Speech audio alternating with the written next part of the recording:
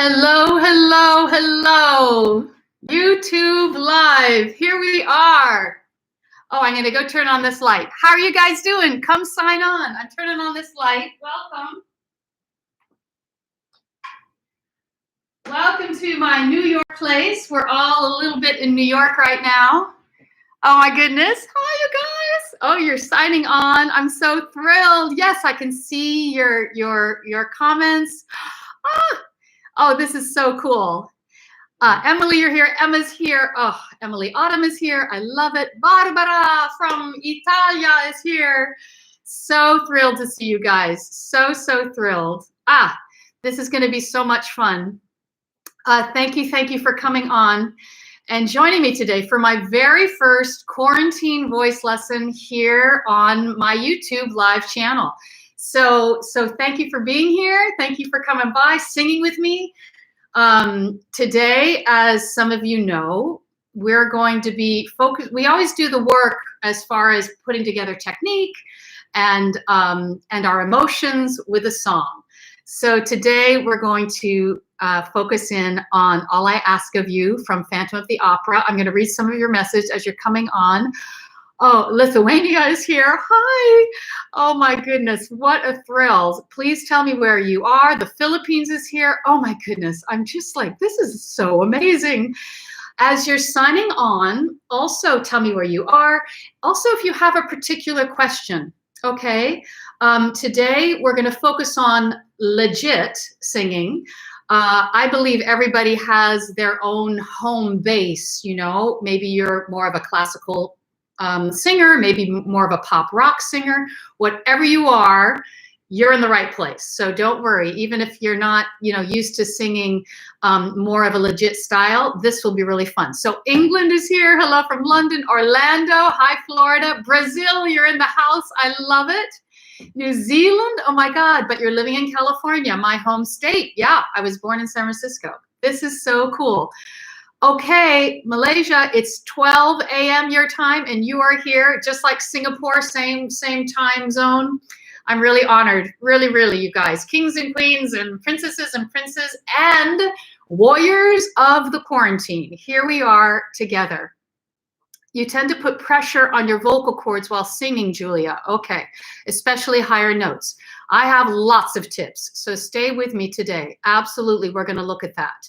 Hello, Toronto. I love Canada. Marilyn is here. Wonderful. You want to learn vibrato. Okay, you're in the right place because we're working on All I Ask of You. And that particular song, we actually want to incorporate vibrato, kind of like it's really the classical spectrum, So there we are. New Jersey's here. Brussels. Edinburgh, oh my goodness, I'm just so honored, you guys. Yorkshire's here, San Diego, Houston, Texas, woohoo! Okay, you're making my day. I'm just glowing over here in New York City. Okay, somebody just said, who said that? Oh, Shinko says she loves how I say vibrato. In English, they always say vibrato. And I studied Italian, of course, when I was, getting my master's in voice, but now I speak Italian, I don't know how fluent I am, but I do speak Italian, and it's vibrato. So why not? We don't have to go vibrato, but we can say vibrato. So I thought, let's say it as the word really is. You can't concentrate on your diaphragm and your voice at the same time. Paola, exactly, and we are going to answer that question, okay? Because it's wrong. You don't want to think about your diaphragm. How cool is that? So stay with me here. These are good questions. You want to learn how to sing without annoying people around you. You're hilarious. Okay. It's finding your personal voice. And that's what we're going to do today, is finding your personal, every single one of you has your own voice. Nobody has a voice like you. And I'll talk about that a little bit today as well. Thank you, Alice, for my pronunciation of vibrato. I appreciate that. Oh, God. Well, you're sending such beautiful messages. I'm thrilled. Ukraine, you're here. Wonderful. Okay, so we're going to kind of start getting going here. You want to learn how to sing higher notes easily without pressure. Is that possible? You are in the right place. That's what we're going to talk about today. Absolutely. And Felicia's here. Wonderful. Okay. So I've heard people say, well, what's Mary's technique? You know, what technique does she use? And for a long time, I didn't like to say that I had a method, because what we're using, what we're learning, is actually how the body works. That's what we're learning today. So yes, it is my method in that we're connecting voice technique with your emotions, with the acting technique. We're going to put those two together. So Raven, what do you say? You have a lot of tension when singing. You've been working on breathing to relax. Is there anything else I can do? There sure is. I want to learn to hit higher notes correctly so I don't damage my voice. That is correct, and you're in the right place. Let's do this. Finding out, in Finland here, your neighbors will just have to tolerate it. Yep, let's just go for it, honey. You know, we're all in quarantine. You know, once in a blue moon, we make too much noise. It's okay. All right. Chiara, yes, I love you, Chiara. You are so cool. You are my blessing, honey. I love your voice so much. Okay, so this is the deal. I'm just adjusting lighting and stuff. Okay, so we're gonna get out your notepad. Some of you love to take notes. This is a great time to take notes, okay? But also, if you rather just like, no, I don't like to write, I just like to listen and learn, that's fine too. I'm gonna keep this video up on my YouTube channel, so you'll be able to come back to it. You have your lemon and cayenne pepper and maple syrup ready to go. Great, Gretchen. She heard about this wonderful drink that you can do to get phlegm off the vocal cords. It's a big glass of water, a whole lemon squeezed, a tablespoon of maple syrup, and a dash of cayenne pepper. That's a magical drink. Okay. Here we go. All right. So what we're going to do then is we're going to focus in on our technique, which is obviously very important. But what changed my life after I had, you know, a BA in music from Stanford University, after I held a master's in voice from the New England Conservatory and had a beautiful technique, a beautiful sound, I moved to New York and I really wanted to get Broadway. And what I found out is, yeah, I could get some jobs, but I couldn't get the jobs that I longed for, like Les Miserables. And so what was wrong? What was wrong is that I wasn't connecting my emotions, my pure feelings, me, the true authentic me, to my voice. And what I discovered, see, I found Susan Batson, my mentor, acting teacher for over 30 years now. What I found is that when we connect emotions with the voice technique, it actually helps the voice technique. And when we connect voice technique with the emotions, it also helps. So that's going to be really paramount today as well. Okay, so one more question. You get hoarse even though you don't feel any tension in your throat when you sing. Okay, well, that's sounds like you're not in the right support. So let's get going, okay? So the first things, I'm going horizontal today. So I hope you can see me. We're gonna, it was the best way to do YouTube. Okay, here we go. So the first thing we're gonna focus on right now are 3 technical points. And those of you who've worked with me before, you know these very well, but it's always a great review. And I always say, whenever I'm teaching this, it's also a review for me. And we need that. Okay, so, and you want to learn to belt, Claire. Yeah, women can belt, absolutely. But today we're working on, instead, we're working on the legit voice. Yeah. Okay, so legit, what do I mean by that? It's basically the most free voice that we can have, that has vibrato, that vibrates, that has overtones ringing in it. So it's going to be just a fresh, beautiful, some call it bel canto. It's just a beautiful, fresh, easy way to sing with lots of vibration. So with pop, we do different stylings, which we'll talk about later. But it doesn't matter what I say home base. Each of us has a home base style. I believe, this is what I say, each of us has a home-based style, and that means when you roll out of bed in the morning, are you a pop singer? Are you a rock singer? Are you a classical singer? What is your home base? Now, my home base, because I've studied so much, is classical soprano. That's my home base.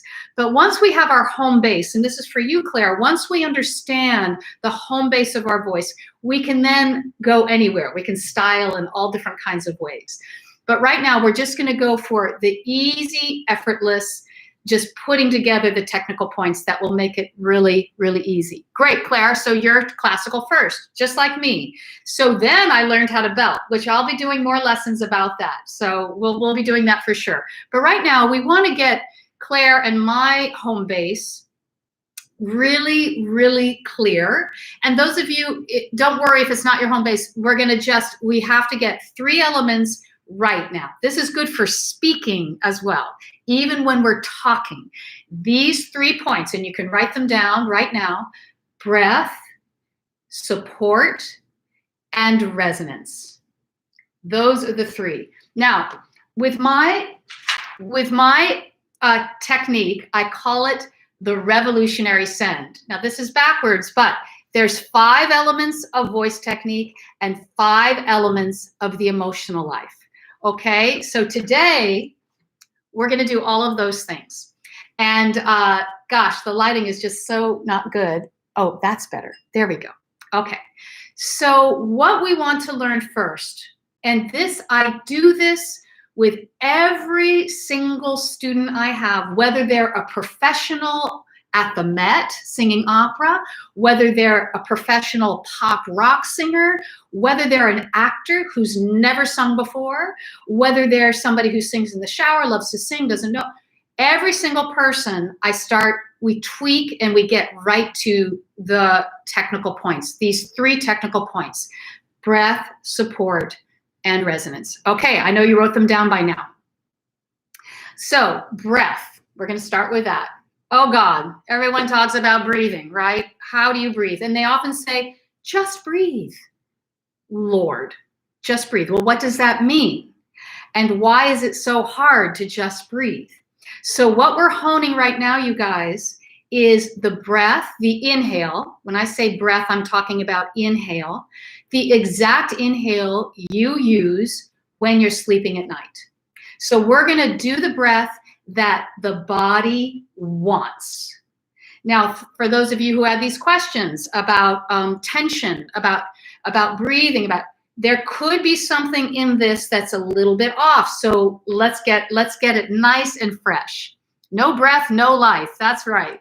Okay, so first things first. Where are your lungs? Yeah, that's right. So here are the lungs. Now, we're going to learn again how to breathe the way we breathe at night when we're sleeping. So when you're sleeping, do you breathe at the top of your lungs like this? Or do you breathe at the bottom of the lungs like that? Ah, yes, you breathe at the bottom of the lungs. That's correct. So how crazy is that? Why then do so many of us walk around breathing up here? This is what I call the panic breath. Why would we do that? You can even write and tell me why. Good, you got the bottom of the lungs. I love it. Why would we breathe up here? One reason is for stress. It's like, I don't want to feel anything. Crazy, but when we breathe as the body wants, at the bottom of the lungs, we feel our emotions. This connects to our emotions right away. And many of us are taught not to be emotional. Many of us are told, you're too much, you're too emotional, stop. So what do? Our body finds a way to not feel. So we cut this off and we breathe high. Isn't that crazy? So, and also just every day, we're in quarantine. Oh my God, it's a struggle. So this is the panic breath. We're now going to go to how the body actually works. Yeah, this is where we get more, quote, relaxed. I don't know. It's very interesting because some of you who are going to breathe now at the bottom of your lungs might feel very emotional or might even get tingles in your hands. I don't know what's going to happen, but let's go. Let's see what happens. Okay. So here we are. We're going to breathe at the bottom of the lungs. Where's that famous diaphragm? Aha. The diaphragm is right underneath the lungs. Yes, it's right here. It's a muscle and it's shaped kind of like a pancake and it's attached to our lungs, believe it or not. Now, this is when I got the question of, do I think I can't think about my diaphragm? What is the diaphragm? What kind of muscle? Can anybody tell me? You've been told that breathing from the bottom calms your nervous system. Absolutely, Raven. So, because this is, again, how your body breathes at night. Now, this diaphragm is what's called an involuntary muscle. What does that mean? Oh, that means I can't tell it to move. I can tell my fingers to move, but I can't say, diaphragm, move. So when you were told to think about your diaphragm when you're breathing, that doesn't work. We have to know what the diaphragm is doing so that we're aware of what it's doing. But we don't want to think about it and try to use it. If we do, we jam it because it's involuntary. Got that? Makes sense? Yeah, exactly. Involuntary muscle, Kelsey, means that it works on its own. So let's think about this. I want you to take notes if you're a note taker. We have 2 balloons in our chest, 2 lungs, and they need to blow up. They can't do it by themselves. How crazy is that? We're all sitting here breathing. We don't even know how the body's doing it because it's involuntary. Well, let's learn what the body's doing, and then we can let it do its work. This is what nobody tells you. We have what's called a phrenic nerve. A phrenic nerve is on either side of your neck here. The phrenic nerve says, Mary needs to breathe. What does the phrenic nerve do? It sends a signal to the diaphragm. It sends a signal to the involuntary muscle, the diaphragm. And you know what the diaphragm does? The diaphragm says, got it, got the signal. And now the diaphragm, without us thinking about it, contracts. It's sitting here under my lungs. It contracts, it bunches up, and it pulls down. And in dropping down, it's even attached to the lungs. It creates a vacuum in the lungs. So you know what happens? Air comes into the lungs. How crazy is that? So the phrenic nerve sends a signal to the diaphragm contracts. In doing so, the diaphragm pushes aside these organs and the tummy comes out. Now, my teachers would tell me, Mary, breathe down here. Breathe down here. So I thought the lungs were down here. I was trying to get air down here. Now, it was right to release this, but think about air starting where there actually lungs are. And then we're just going to think down because the diaphragm's pulling down, creating a vacuum, and we're just going to release this. And that's the inhale. It's kind of simple. Now, many of you who have told me that your teachers have said, breathe here and push out. Breathe in the back, push out. Now, the fact is that, you know, when we breathe like this, the ribs do come out. We're 3-dimensional. That happens. But we don't have to think about it. How cool is that? We don't have to think about it because it's automatically happening. In fact, if we think about it, we add tension because we're trying to push something out that doesn't need to be told what to do. It just does it automatically. Back to the question about the diaphragm. If we think about our diaphragm and try to move it, it's jammed already. So the question, how do I think about my diaphragm while singing? Don't. We have to know what it does, and then we let it do its work. Instead, this is how we're going to put our attention. We are going to think about air starting at the bottom of the lungs. You do have to surrender your tummy. Now, many of you, because the diaphragm's dropping down, if we're holding our tummy really tight, the diaphragm gets jammed. It can't do it. Crazy, right? So what do we do? And why would you hold your tummy so tight? Mary, they ask me, why would, if it's an easy breath, if that's how the body works, why do we hold this so tight? Well, some of you are fantastic dancers. From 3 years old, you've been in ballet class, pulling this in and keeping this line really beautiful. That's great for ballet. Some of us worry about looking fat. I know I do. And so why am I going to hold my body, my tummy in? Some of us think about, okay, yoga. I do yoga. I hold this, I hold my core, and I do all that. Well, that is Pilates, yoga, dancer channel.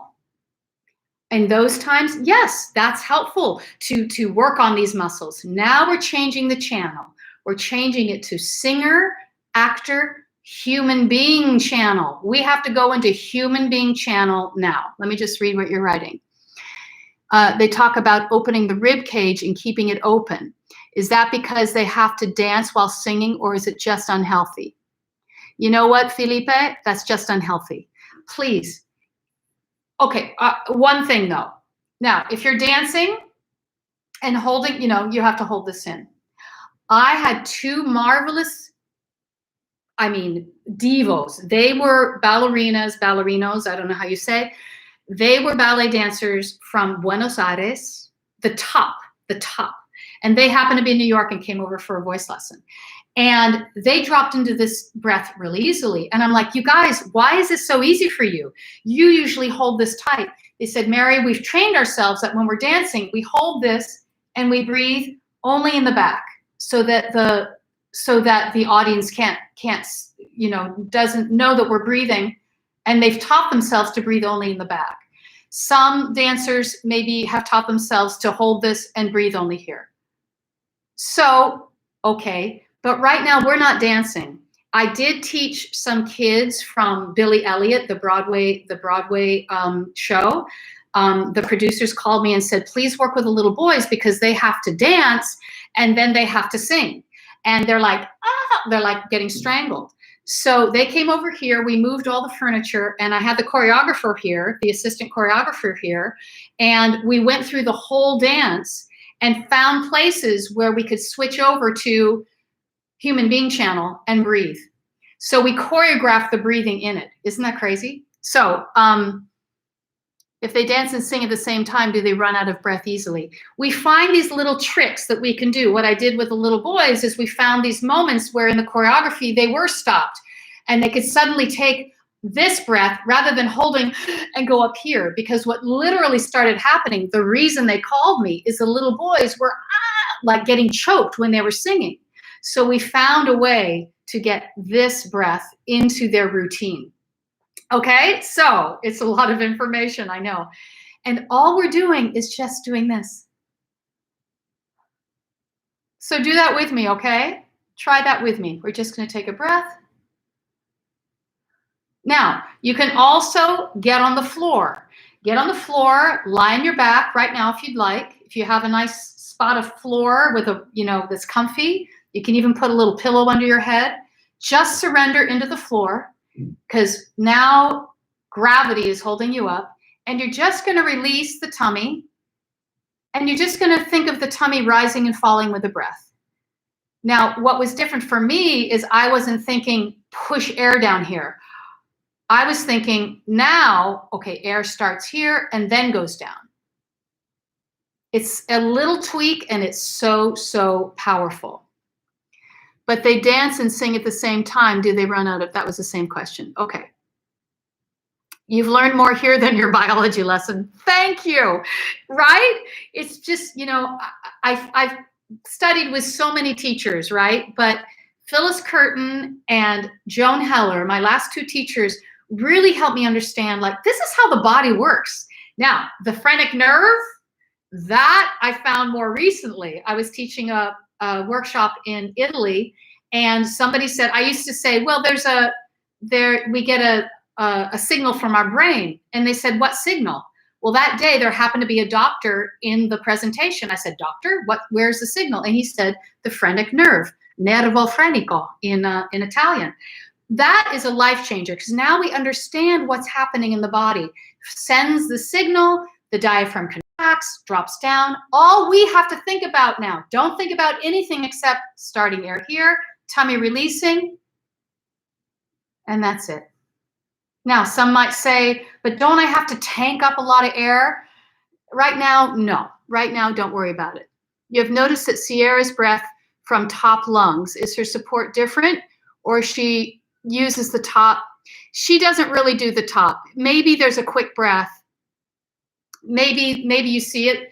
What I think it's in regards to the support. So when we get to support, I'll tell you about that. No, she does not breathe up here. She doesn't do that. She actually breathes here. In fact, take a look at her doing Little Mermaid.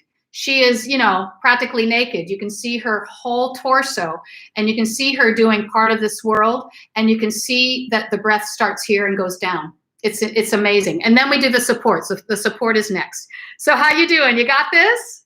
I just want to tell you one quick story, which I've told many times. Now, Christopher Reeve, he was Superman. I don't know if you guys know him from around the world. You're all a little too young, but look him up. Christopher Reeve, and he played Superman. He was in a terrible horseback riding accident. And after that accident, they had to put him on a machine in order to breathe. So what happened in his body that he could not breathe? What happened? You know what happened? The phrenic nerve was damaged. The signal was damaged. The signal couldn't send a signal to the diaphragm, so the diaphragm couldn't move. How crazy is that? Later, they put electrodes into his diaphragm to move the diaphragm so that it would create the vacuum, drop down, create the vacuum so air could come in. So what do we need to understand? We need to understand that we can't move the diaphragm. We have to just surrender and trust that the diaphragm is doing the work. Thank you, phrenic nerve. That's right, Jay Claire, right? I agree. When you do the breathing, you feel like you're never able to exhale. That's the next step, dear Raven. That's the next step. So you're right on time, okay? So right now, we're just taking a breath, and it's like that. And like I said, you're three-dimensional. It's going. I'm not working on it. You know, it's not necessary. I saw this singer at La Scala once, and she was singing art songs, and she was standing on the stage like this, and she was breathing in her back. It looked so odd. It was like, it was like, what are you doing? Just take a breath. Then when she did her opera for the encores at the end, she was perfect. It was, I don't know. So now we're going to the next step, which is support. Let's see if there's one more question. You were watching Phantom, and she sings high notes. It looks like she's pushing air in the back. Okay, we're gonna answer that question. I have a hiatus hernia. Should I seek medical help, or practice will overcome it? I'm not sure, Jess. You should always look for medical help. But what I've discovered, and really you have to really think about that, honey. What I've discovered, in fact, Riley of musical theater videos, she's so amazing. She posted that she had all of this torn, real problems in this area from surgeries and the like. And she is now doing this, the support that we're going to do next, and it's cured. So we're going to do support next, okay? So this will answer your question. How do you recommend warming up, taking care of your voice? Oh, warming up. We're going to be doing that now, so don't worry. Okay, so we got to do these first 3 steps. This is part of your warm up, all right? So the first step is just to inhale. Now we're going to support. So what is support? Many people are taught different things. They're taught to hold everything out up here. What else have you heard? They're taught to breathe here, here, here, and then hold everything. They're taught push out here. They're taught all of these weird things that actually aren't how the body works. So again, we're going to go to how does the body work when we support? The support is part of the exhale. The support is part of the exhale. Now, the support you can write this down. The support will protect your vocal cords. So you guys that have questions about my vocal cords hurt, my vocal cords get hoarse, my vocal cords, I don't know, I think about them, I don't know what to do. This is going to help protect your vocal cords. This is also connected to the power of your voice. This is going to give you power, whether it be loud or soft. This is going to give you huge dynamic range. This is also connected to your questions about, you see Sierra's body doing this stuff. This is going to answer all those questions, okay? So what we're going to think about, let's think about support for a minute. Let's think, I'm here in New York City, welcome. Here I am on a high-rise building, and my apartment is on the 16th floor. So where is the support of my building? The support of my building is the foundation, right? It's at the bottom. So let me just see what you're saying here. Okay, so Ivy, you're talking about your voice shaking. This is really important, the inhale and the support. This is going to be a big part because it's about your power. It's about your power. Yeah, Laura, we're gonna talk about the passaggio. Okay, this is a long lesson, so keep staying with me. All right, so where is our support in our body then?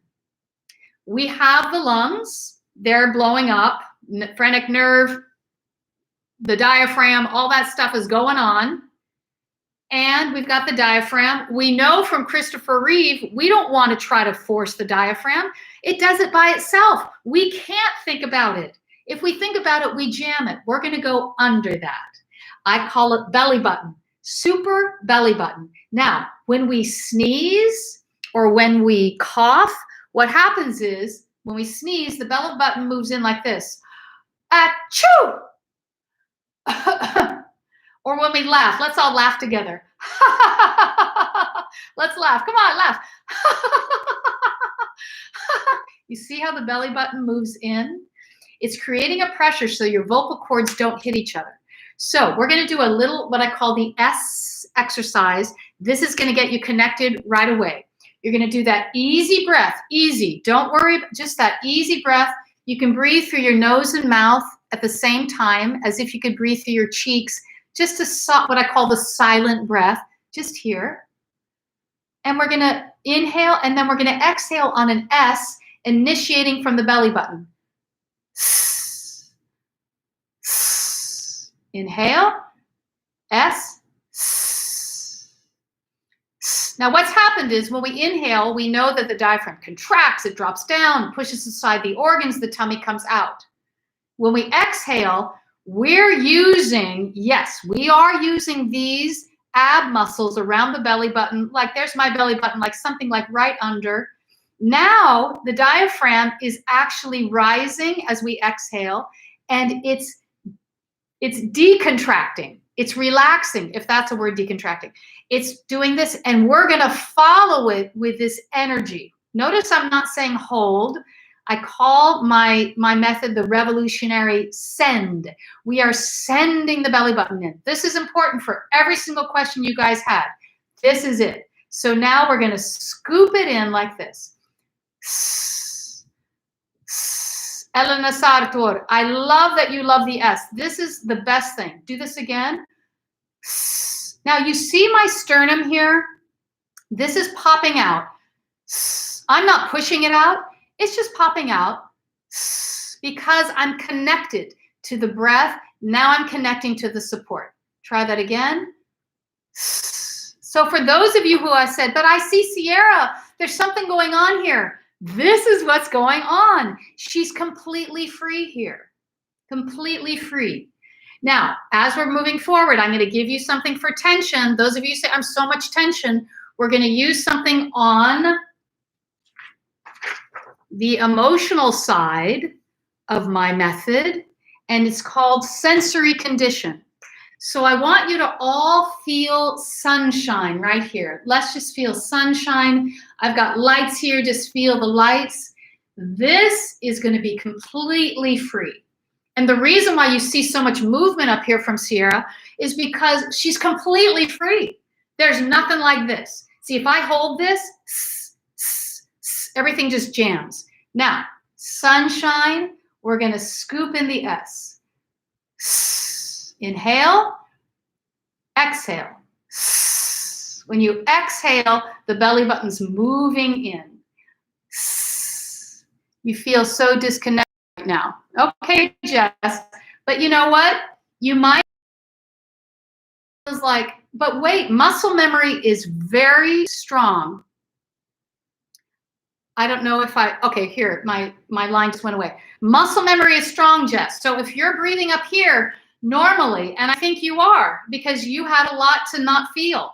So when you jam this and we breathe up here, it's reactivating actually how your body works. When you're sleeping at night, you do this. So we're just reactivating how it works. How's it feeling? This is so much fun. I'm so glad, Harmony. This is great. It's making sense, right, honey? Good. Good, you guys. Emily Autumn, Foundation. Now Emily Autumn said I could tell a story about her. She was here for her first voice lesson here, and she said, Mary, I can't breathe here. Jess is, Mary, I can't breathe here. I get a panic attack. And I said, no, this is the panic. When you breathe up here, she goes, no, this keeps me calm. And I said, no, actually, this is how the body works. So she started breathing like this, and she started getting tingles in her hands. She goes, Mary, it's happening. I'm getting a panic attack. I said, just keep breathing. Just keep breathing. She sat on the floor because you don't want to get dizzy and trip and hit your head. That's not good. And she goes, this is so weird. This is so weird. I said, yep, just let the tingles continue. Just let the tingles continue. And she did, and she just kept breathing. And I think, what was it, like a minute? And suddenly she goes, oh my God. Oh, it doesn't tingle anymore. It's flowing. I said, yes. So this may be, for some of you, this might be very, very dynamic to be taking a breath and having that belly button moving in. The surgery wounds. That's right, Jess. So just be calm, be easy with yourself. Oh, good, Caitlin. I'm glad it's making sense. So the sternum automatically pops out. Now, your solar plexus is right here. If your solar plexus, I believe, if it's right here, that's where your diaphragm is. We don't want to hold here. This has to be free. That's why I say under. We're going to use these muscles. Now, it's like two balls spinning around each other. The energy is like two balls spinning. Notice I'm not saying hold. Revolutionary send. How can we sing if we're holding? We're jammed. We're blocked if we're holding. We have to send. Oh, good. I'm glad it's making sense. You're in a traffic jam. Good. Roll up those windows and sing, sing, sing. I love it. Okay. Taekwondo. Yes. Some of the Eastern, physical things, they're going to have you breathe like this because it's synergy. This connects you to your power. Remember I said belly button in? It's power. This is also, these two things, breath support, are connected to your vulnerability. You are going to feel stuff. Some of you go, oh, I feel so relaxed. I feel so good. Others might be going, oh my God, I feel tension. I feel mad. I feel angry. I feel sad. Okay, one quick story. I was teaching these marvelous kids from the Virgin Islands from the ages of 11 to 18. And I thought, oh my God, this is kind of young to be doing this. The 11-year-old was 6 feet tall, a beautiful little girl, 6 feet tall at 11 years old. We did this breath just like that.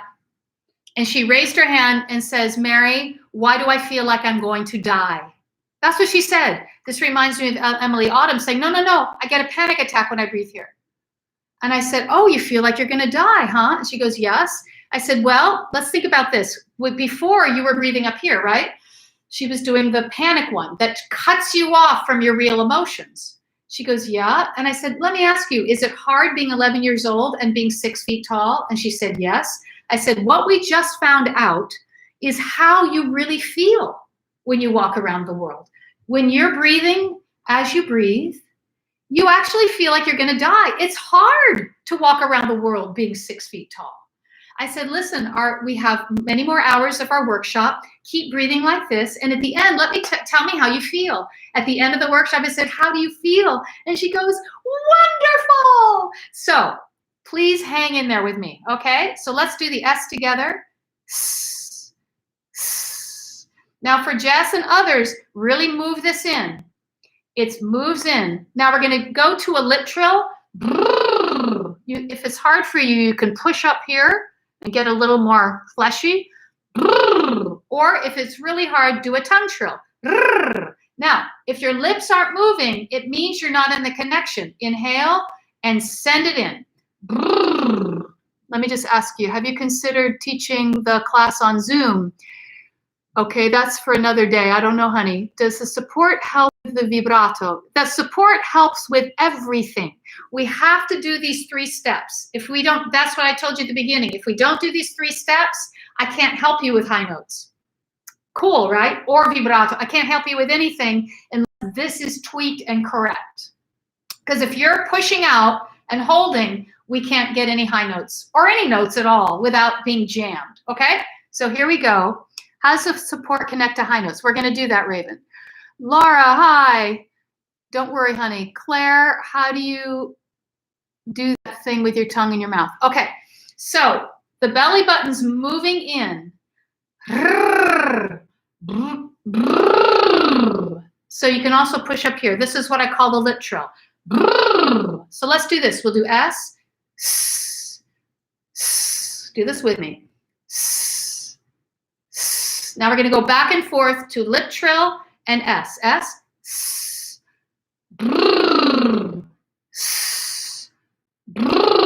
Now this action in is connected to every utterance you are going to have, whether you're doing a lip trill. I'm talking to you right now. I'm using this. Hey, hi, you guys. This connects to your voice. Now we're going to hook it up with your voice. You ready? Any other last questions? The lips are tingling. Good job. That's good. How do you make the rolling R sound with your tongue? You can't do it. Well, you know, some people don't have that in their language. In Italian, you know, you're not raised with it. So do the lip trill instead. And those of you who can't do that, try the tongue trill. But the main thing is, if your lips aren't moving, it means you're not in the support. This leads the tone. Got it? How much should we practice breathing this way? This is, Megan, this is what you do every morning. I would say, as Elena said, this is her favorite exercise. Just get up and do a few S's. While you're looking in the mirror, getting ready for the day, you're like, oh, I got to brush my hair. I'm going to brush my teeth. I'm going to do a few S's and see if my sternum's popping out. If you're connected, perfect. Now we're going to connect it to your voice. You ready? It just takes time to do, yeah. Well, Joseph said it just takes a little time to do the tongue trill. But what's really important is that you have that belly button moving in. That's really, really important. Okay, so let's talk. Yay, is it working? We're going to sing. I'm sorry, Clive, this takes a minute. Okay, now we're going to connect it to your voice. So let's think about this for a moment. We have vocal cords in our throat because a lot of you asked me about your vocal cords. You said, oh my God, my vocal cords hurt. My vocal cords this, I'm hoarse. My vocal cords, whatever. We need to have good health. It's true. We need to drink a lot of water. In fact, let's all take a sip of water now. Water is important. Stay hydrated. Marianne Murphy, who was in Les Mis with me, she would say, if you get thirsty, it's too late. So always keep drinking water. Every show I'd have a big jug of water I'd carry around in rehearsal. Okay, so what's going on in the vocal cords? That is part of your talent. It's true. And cheers. That's part of your talent. And yes, but there's a quantum theory. I'm getting a little bit serious for a moment. There's a quantum theory, and this quantum theory says that if you observe a molecule, it changes the molecule. So if we're putting our thought on our vocal cords and saying, vocal cords, you have to now vibrate and do this, the vocal cords freak out. It's kind of like the diaphragm. It's involuntary. If we put thought there, it's going to change. So we want the vocal cords to be free, to be doing their work without us focusing in on them. This is really important for every question that you gave me regarding tension and regarding your throat. So now we're going to put our attention somewhere else. I call it the front passage. The front passage. These beautiful bones, some teachers would say mask. When I heard the phrase front passage, I realized that all of these bones and cartilage in front of the ear, notice I'm not saying back here. We're not opening up back here. Those of you who have questions about being airy, Felipe, this is you, honey. When we had, the ah vowel, which we're going to go over later, this gets too open. Right now, we're only going to focus here. Notice I'm not saying, focus only in your nose. It's somewhere in front of the ear here. So what that is, it's like this bottle. We have bones and cartilage, and they surround air pockets, and those air pockets vibrate. So I blow into the bottle. They vibrate. Ah, that is part of your gift. Your bone structure here, all your gorgeous cheeks, everything here. Now, believe it or not, the sinuses, that's nothing. Like if you have a cold, it'll sound weird in your head, but that's not part of it. It's the bone and cartilage that surround those air pockets. That's a part of your talent. That's a part of your gift. That is a part of your special, authentic voice. So, what are we going to do? We're going to go for sensation of vibration. All right. So you said, I believe sudden intake of all that extra oxygen, and you got dizzy. Oh my gosh, Jolie, thank you for saying that. Some of you, I'm heading back to the breath. Some of you might get dizzy. Why is that? You've been holding your tummy, you've been holding your diaphragm, only breathing up here, not getting enough air. So suddenly you take a little breath and now you're dizzy. Wow, that's great. So just sit down. That's right. Sit down and don't fall over. That is so important. No blood. I don't want any blood. But isn't that incredible? Because listen, I just told you to take a little breath and you get dizzy. Aha, you are reorganizing your body just like Emily did. She had tingles, just kept breathing. The tingles went away. The dizziness will go away as well. Now we've got our belly button and we're going to send it and connect to vibration, sensation of vibration. S. Now you're going to go right to your lips. You're going to chew and feel vibration around your mouth. Do that for me. Beautiful. Do an S. So we're going to go back and forth with S and vibration around your mouth. S. Beautiful. Now we're going to speak. We're going to say me, me, ma, me. Say that with me. Me. Now do S. Same action, and we're going to say meh. Here we go. Meh. Say that with me. Meh. Now, I'm using M because we can feel vibration. You feel that? Good. Now, if it's airy, if it's, don't open up the back. There are some teachers that say everybody has to open the back. Well, singing's out of talking, and we don't talk like this. We don't say, hello, how are you?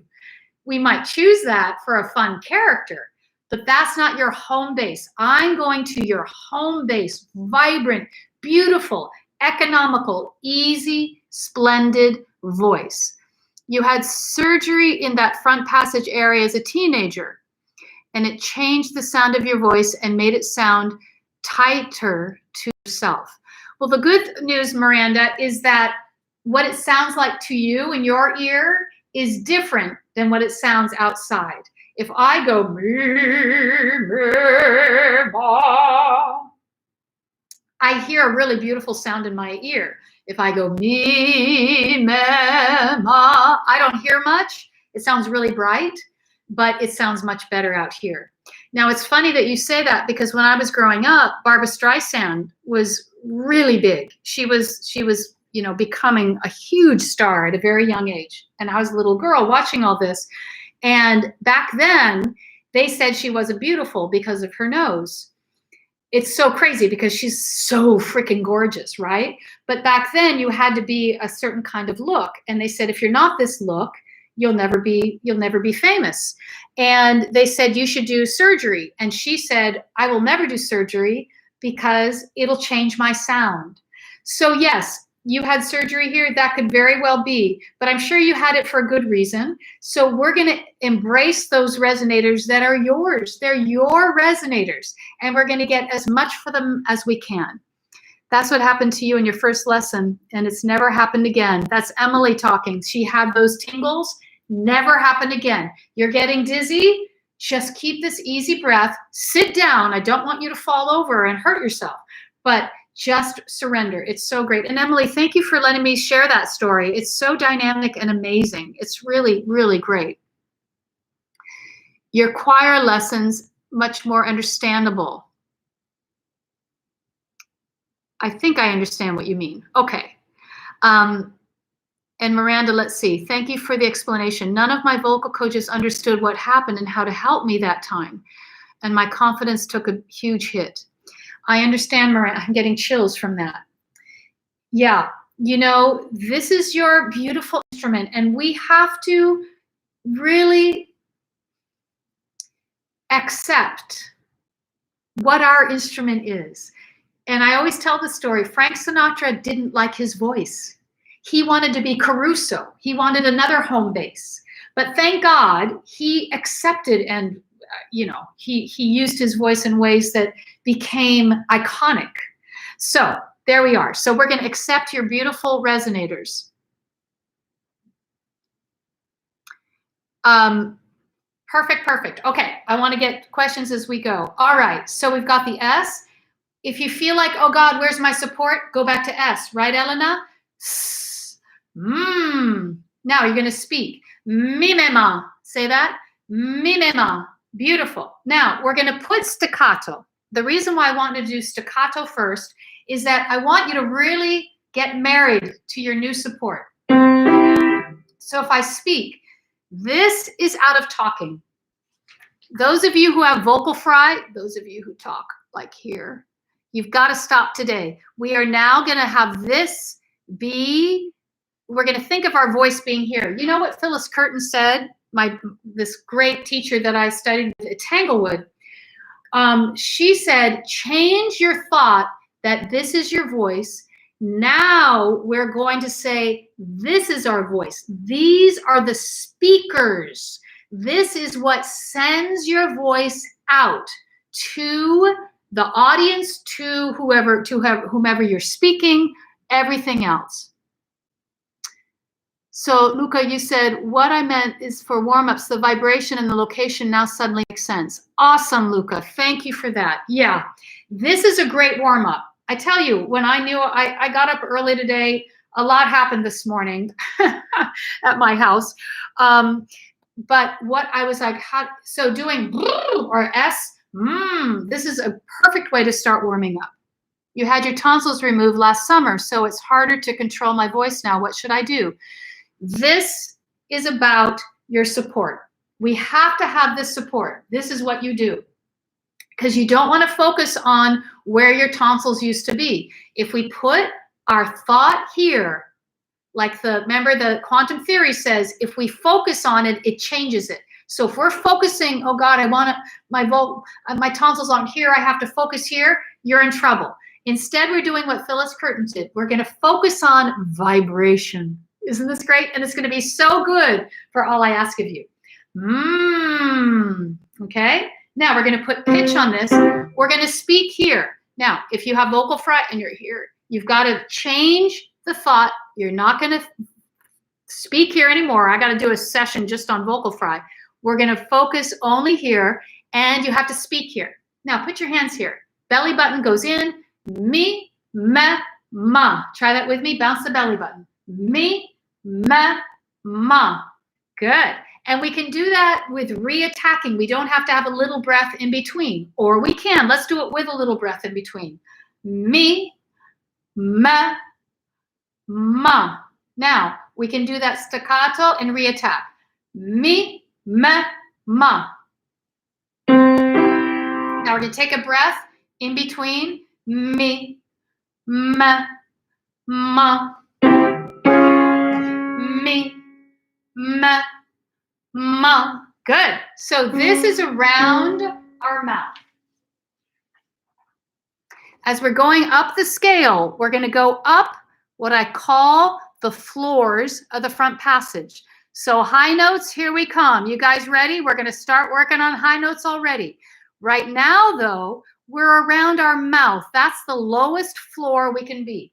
So right now, we're going to feel this beautiful vibration around our mouth as we say mi, me, ma.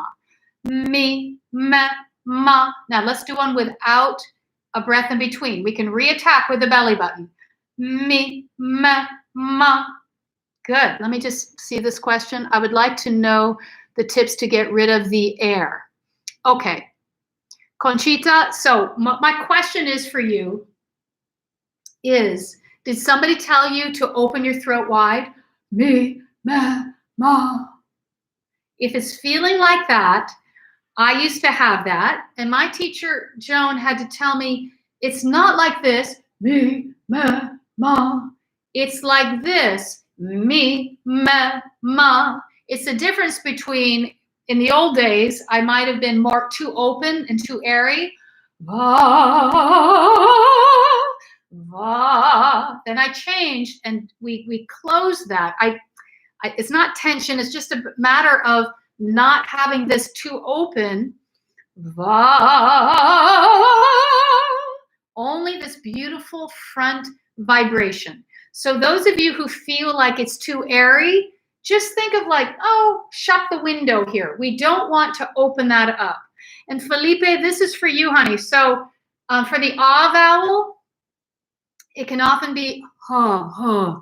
We don't want to do that. Now, notice that I'm starting everything with the E vowel. The E vowel, the tongue is up in the back. So let's do that.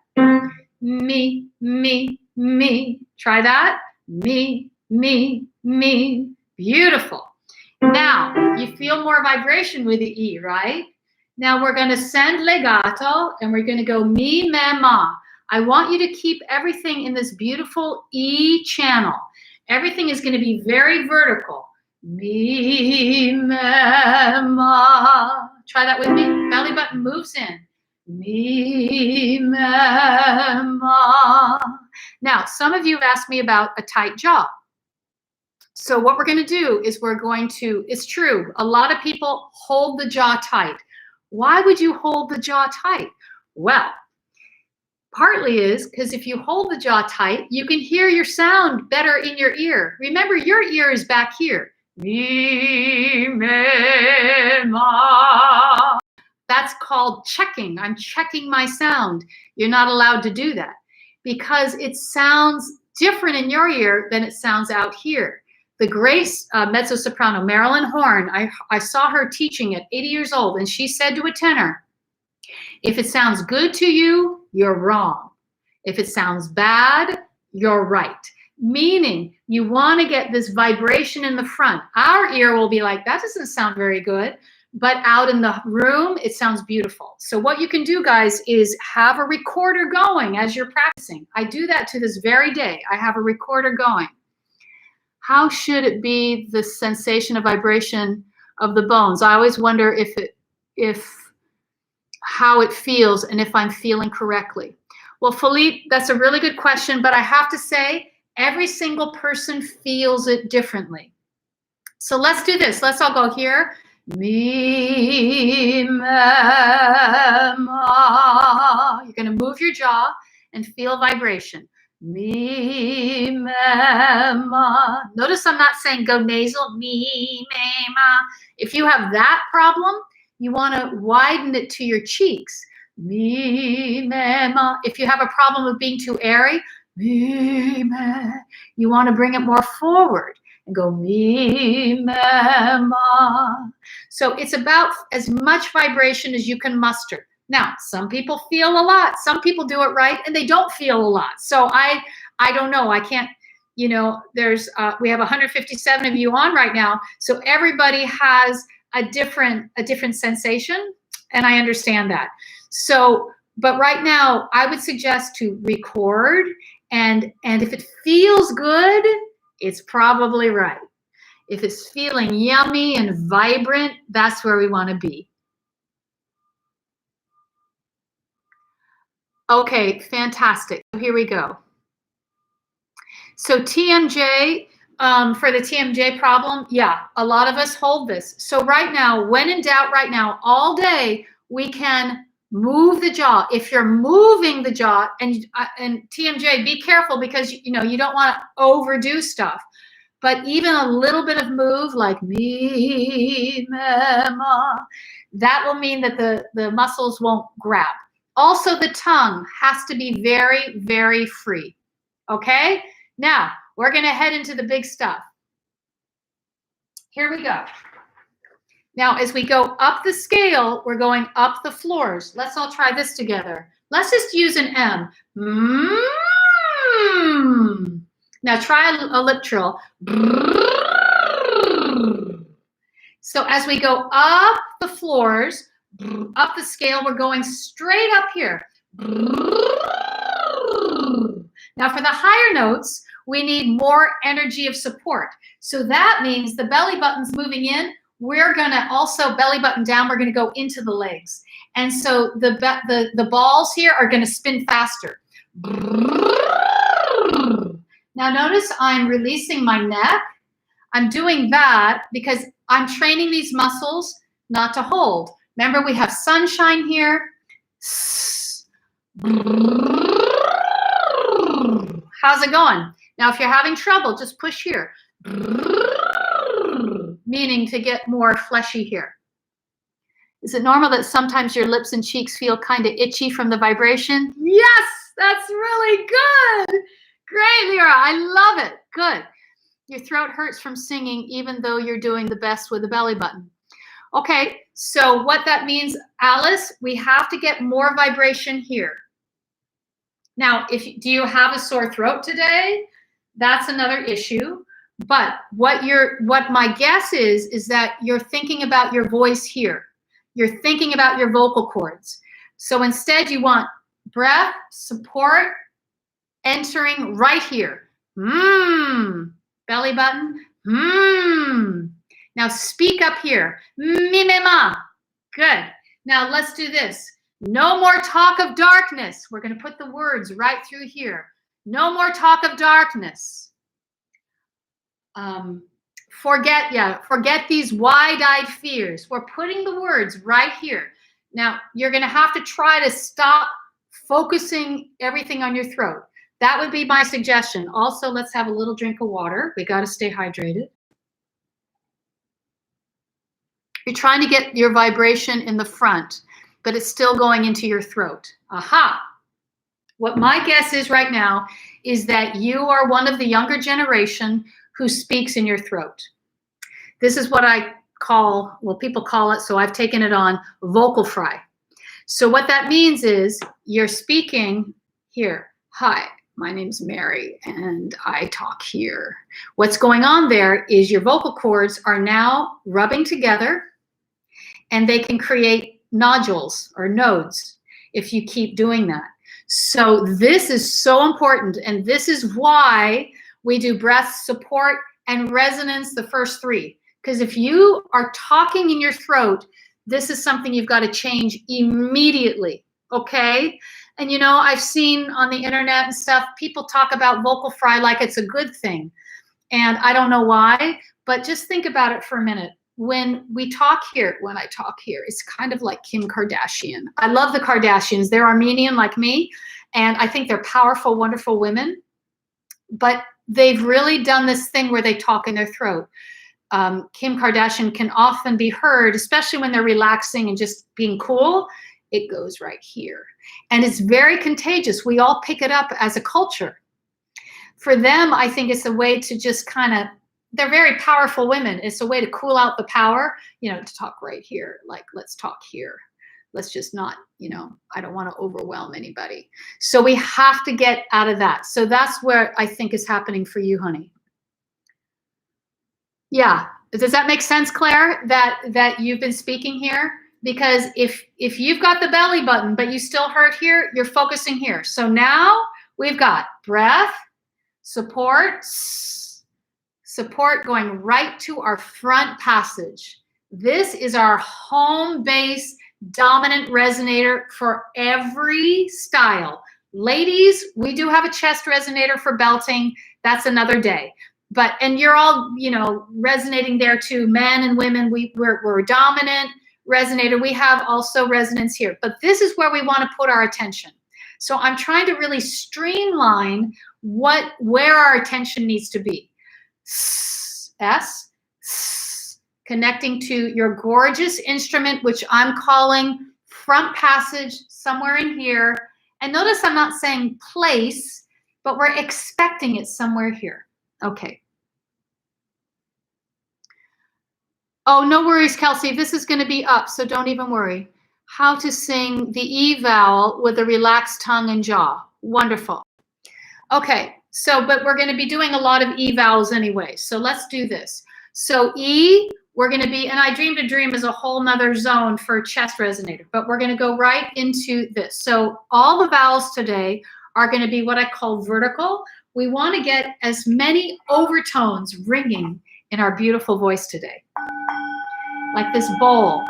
If I do that, it's got this gorgeous overtones ringing.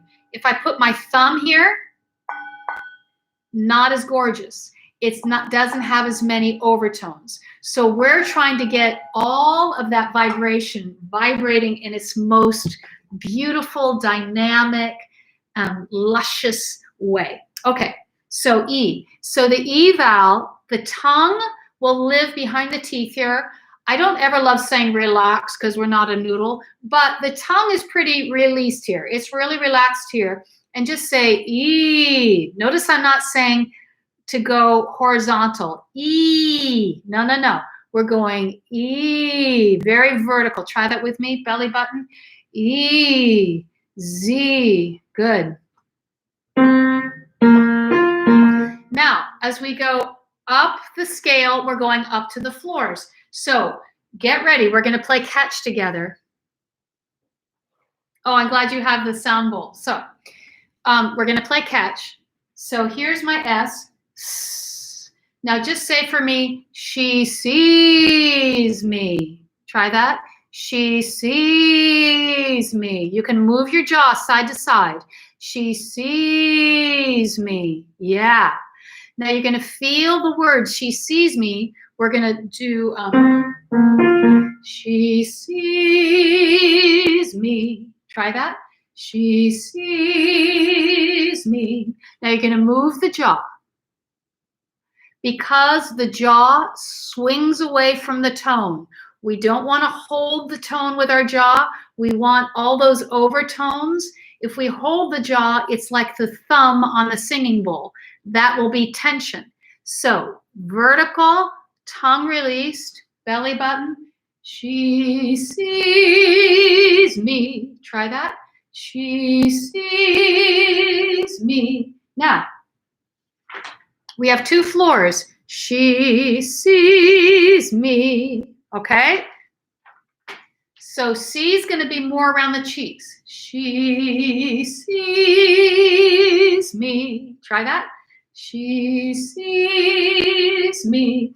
Now, Felipe, your E vowels were beautiful. Your U vowels were beautiful. It's when we moved into ah that it got too airy. This is common. I had to go back and forth between E and ah for so long to get that extra air out of my tone. So we're going to put the ah through the E channel. She saw me. Don't open the back to saw me. Try that. She saw me. One more time. She saw me. Throw it back. She saw me. Notice I keep doing this. It's like we're very vertical. Your vibrato isn't going out as beautifully as mine. Is because, well, we'll work on that in just a second. Your ears are itching. That's fantastic. You're opening up different resonators. Your ears are itching. I think it's amazing. I love that. The jaw thing is working for you, Paula. Great, Paula. That's fantastic. Good. Should I aim for more of an open ah than the E? Ashling, no. So what the deal is, don't go open. The tongue is she saw. To make an ah, the tongue goes down. We don't want to get seduced in the back. She saw. She saw me. Keep the ah through what I call the E channel. One more time. We'll do she sees me first. She sees me. Try that. She sees me. Move the jaw. Now we're going to put the ah right through the E channel. Belly button. She saw me. Try that. She saw me. Beautiful. Many jazz artists like Sammy Davis seem to move the jaw. Yep. Even Barbra Streisand. I think it's, it could be just a little quirk, but it's a way to get the jaw out of the way. They were not stupid. They had ways to know that it was free. So I love your observation there. That's fantastic. How do you get the head voice within a short time and keep it resonant? To create, it feels like the voice floating above my head. Well, this is our next question. So good. Now, this is the deal. When we go, I'm going to answer your question here, honey. When I go up the scale, we're going up the floors. She saw me, I saw you. So when I think of a higher note, it goes straight up. Now, this is the deal, though. This is physics. We're talking about high notes now. To answer the questions of Mary, how do I sing high notes? Why does one day a high note works and the next day I'm terrible? What do I do? How do I not be scared of high notes? So this is the deal. We know for sure that we need extra energy of support when we go up the scale. So, and we're going to get into our legs today too. I don't mean pull up. I just mean just doing that, a knee bend, that gets us right into our support. But there's something more. When we sing a high note, this is a little test for you. You ready for the physics test? We want to use our body as it works. I'm not giving you a magical, like, okay, this just works because it just does. This is physics. This is how the body works. So let's think about this for a moment. When you sing a high note, what's happening in our throat, we're not focusing on our throat, are we? But we're finding out how it works. It's just like if you have a guitar in your house or if you have a piano, the vocal cords, when we sing a higher note, just like on your guitar, they get longer and skinnier and they vibrate faster. When we sing a lower note, the vocal cords are shorter and thicker and vibrate slower. So what's your guess? This is the question. When we sing a high note, is the space for that note to vibrate, the space of the note of the vibration of that higher note, is that a bigger space to vibrate or is that a smaller space to vibrate for a high note? Let's see if you can answer me. So here's your question. I'm a teen and I'm soprano, but some days when I go high, I crack. Yep. This is answering the question. Okay, we're getting smaller, smaller, smaller. Okay, let's check this. I don't know how to say your name. And Amelija, this is coming up. Okay, Conquita says bigger, and Makaye says, and Harmony says smaller space. Okay, so here we are. I have 2 bottles here. This is a very special, it's not a drink, it's a very special potion. Okay, so this bottle has more space. This bottle has less space. I'm going to blow into the bottle with more space. Here's our note for the lower, for more space. Ah. Now, this bottle has less space. Da. Will it be a higher note or a lower note? Those of you who said smaller, it should be a higher note. Let's see. Da. Da. Oh, so the higher note has a smaller space. Wow. So what do we do with that information about physics? Well, we have our front passage. We have the floors. Notice I made this what I call pyramid. It's going up to a smaller space. So if I go, if I try to open it wide and go bigger, oh, and if you're singing like that, your voice will crack. Understood? Your voice will crack if you are going away from the physics. Some days, because you just trust your body, you just, I don't know, you didn't know it, but you just automatically went to a smaller space and the high note worked. Other days you think, well, I better try to sing a big high note, and it cracks. How crazy is that? So this is the physics of high notes. So what do we do what do we think about then, right? Because, you know, I can't push a button on my piano. I can just hit that and the piano does it, makes it a higher note. We're the instrument. How do we do that? Well, what we know is, we know we've got our belly button support. Now, if we do the lip trill or the tongue trill, if you can do one or the other, that would be great. And we're going to go up the floors and we're going to go smaller. Now, I'm having you bend into your knees for the higher note because it just adds more support, just doing that. And we're training the body right now. We're training the body. The belly button down is your support. We're training the body not to hold here anymore. So you guys who are like, oh God, my throat, oh my God, I'm tight. Yeah, I understand. We're going to now in sunshine, but also move. If we're moving a muscle, the muscle can't tighten and hold. So that's why moving in our warm-up is really important. You just got, okay. So that's a long question. So sorry, that's about a 99%.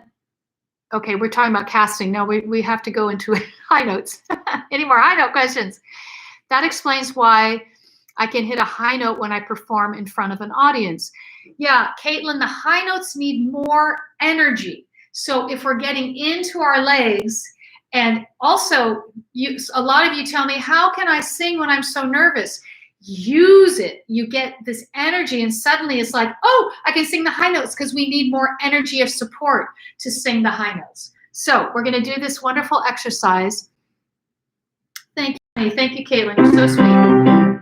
So now we're going to add a part for all I ask of you. And those of you who are talking about auditions right now, tune into this because I've gotten a lot of sudden auditions about auditions. Sorry to interrupt. Can you demonstrate if we sing high notes with a smaller space and a bigger space? Is it controllable, the space, or it goes automatically? So what we do, this is a great question. And what we do is we just kind of have the thought. So as we do this exercise, I love the lip trill exercise because it's like singing with training wheels on. So if you can do the lip trill, you can push up here, or if you can use your tongue.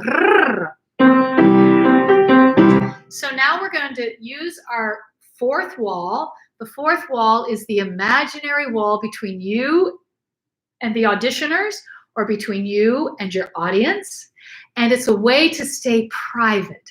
It's a way to have your story. And we're going to think about, all I ask of you, we've got Raul and we've got Christine, right? So what I want you to do is what's called personalize. You're going to think of somebody who is your Raul or who is your Christine. So you guys who are playing Christine right now, I want you to think of somebody who protects you, that you need protection from, that when you're with them, or if they could protect you, you would feel so good. Or somebody that you love so much and you need to be near them, but it's always a little complicated, you know, it's unfulfilled. So we want that protection. So think of somebody from your life who you need love from, or you need their protection. That could be one of your parents. It could be somebody, it could be, you know, somebody that you feel in love with. It could be, it could be your puppy, you know. It doesn't have to be, what we're finding is the parallel situation of Raul and Christine with you. So I want you to personalize right now. Just think of somebody. Let's make it simpler. I want you to think of somebody, if they were far away from you, you would miss them so much. Okay? Whoever that person is in your life, you're going to put that on your fourth wall. So you're going to see them right in front of you, your beautiful eyes looking right in front of you, and think of their strongest physical feature of this person if you were missing them, if they were far away from you. And in quarantine right now, they might be far away from you, and you miss them so much. What's their strongest physical feature? Is it their hair? Is it their face? Is it their eyes, their smile? What's their strongest human quality? Are they generous? Are they loving? Are they aloof? Are they funny? Are they intelligent? So just put that person there, and we're going to do our exercises to that person, because we need to practice what we do in our songs, and that is sending a truthful story. We're going to make it really a part of you. This is going to be so fun. Yeah. Give me a Raul. I love that. I love it.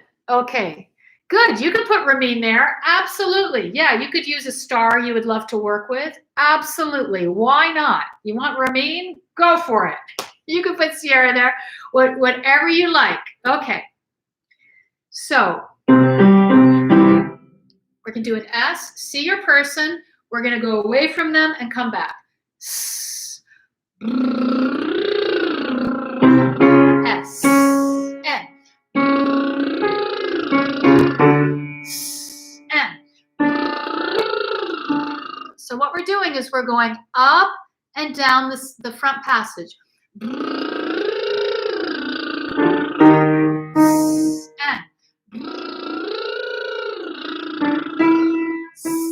N.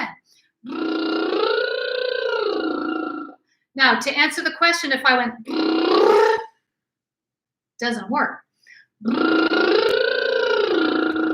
So, and if you itch here like I do, that's great. So we keep going up the scale, up the floors, and up the pyramid. Yeah? S, S, N. S, N. So you're using your hands. We're just understanding physics now. And you're using your legs to get into the high note. We're training the body that we have more energy here. For you that said, oh, I can sing the high note when I'm in front of the audience because you have the extra energy. We're just training the body about that. Okay, this is great. Okay. So is this S breathing through the diaphragm? No. Don't worry about the diaphragm. We discovered what it is, what it's doing. All you think about is belly button moving in and about the front passage, okay? We're streamlining what you need to think about. Do an S here. Notice I'm not saying, think about your diaphragm, move the diaphragm, hold the diaphragm. No, the diaphragm is doing its involuntary work. We are thinking of support, which is under the diaphragm. So the belly button's moving in, and we're going up the scale with the front passage resonators. This is getting complicated, but you're really doing great staying with me. Good. See, Harmony? I'm so happy you're getting it, honey. S. See your person. N. S. The reason I do S first, we do S. I want you to get used to this action of the support for every single line. This, if I never see you again, I want you to have this. I hope I do see you again, but this is yours. This is yours to understand that this sends the vibration of your voice. Makes sense? Tingly. Yes, J. Claire. I love it. Now, we're a little higher here. This is getting into passaggio area. I had a question about the passaggio. This we're going to have to compartmentalize a little more. S. Men, this will feel kind of like this tight energy. Ladies, it'll be more compartmentalized. We each feel a little different, I think, because men and testosterone is a hormonal thing. But ladies, I think this is the same for both. It's going to feel like this tighter space. Notice the belly button has to move in with that.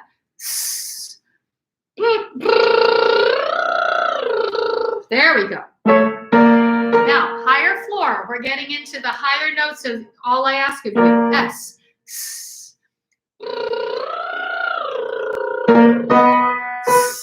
N.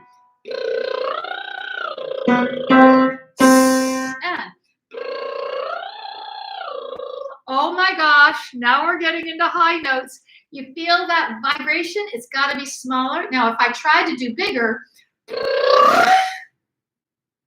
it not only doesn't sound, it hurts because we're going away from physics. So if you had somebody tell you, open for the high notes, make it open and wide, and it's feeling a little rotten for you, now we know why. It's because it's not the physics. It actually has to be smaller. So when you hear them doing Phantom of the Opera, all those Christines, Sierra included, pinging those tiny, it is just the small space vibrating. And then the high E, forget about it. I mean, it's like way in the attic. It's beyond comprehension.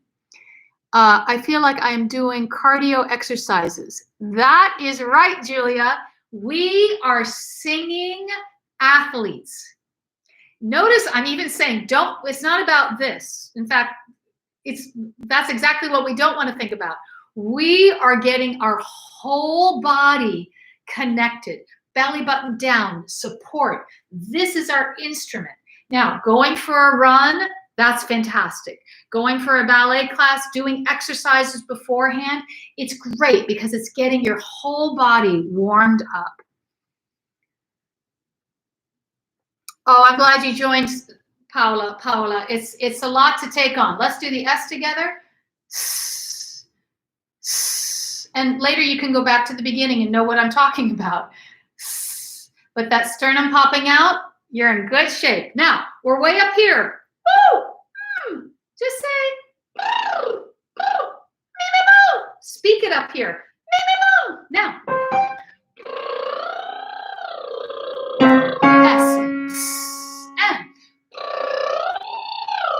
Now, even more legs for the highest notes. Really release that head.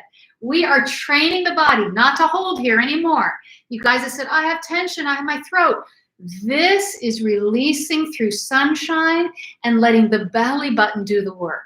This moving in, we're following the diaphragm. We're swinging it in. Good. S. See your person. And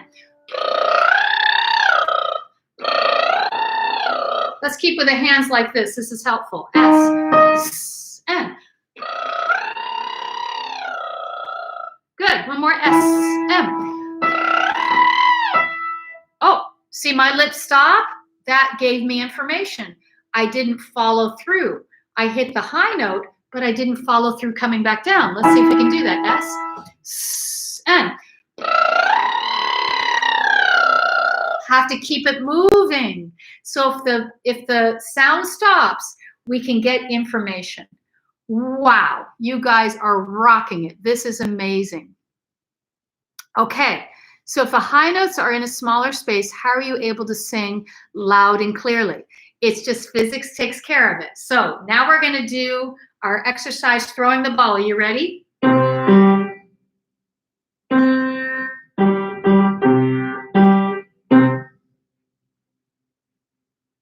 So we're going to stay with the E vowel, and then let's just do once. Here we go, S. S. I'm going to start a little higher now. Actually, let's do octaves. No. She sees me. She sees me. Now I'm going to say the word say. We have to use the word say in the song. It is like really a hard word. Why? Say is like we say it in life. We go say, say. We can't sing it like say you. So it's going to, everything is very vertical, and we're going to stay on the A vowel, but it's going to be very vertical. We're going to, and it's called a diphthong. There's A and E in the word say. Say. Now in English, we don't want to go to the second vowel. We don't want to go say. Say you. Say you. It's actually higher.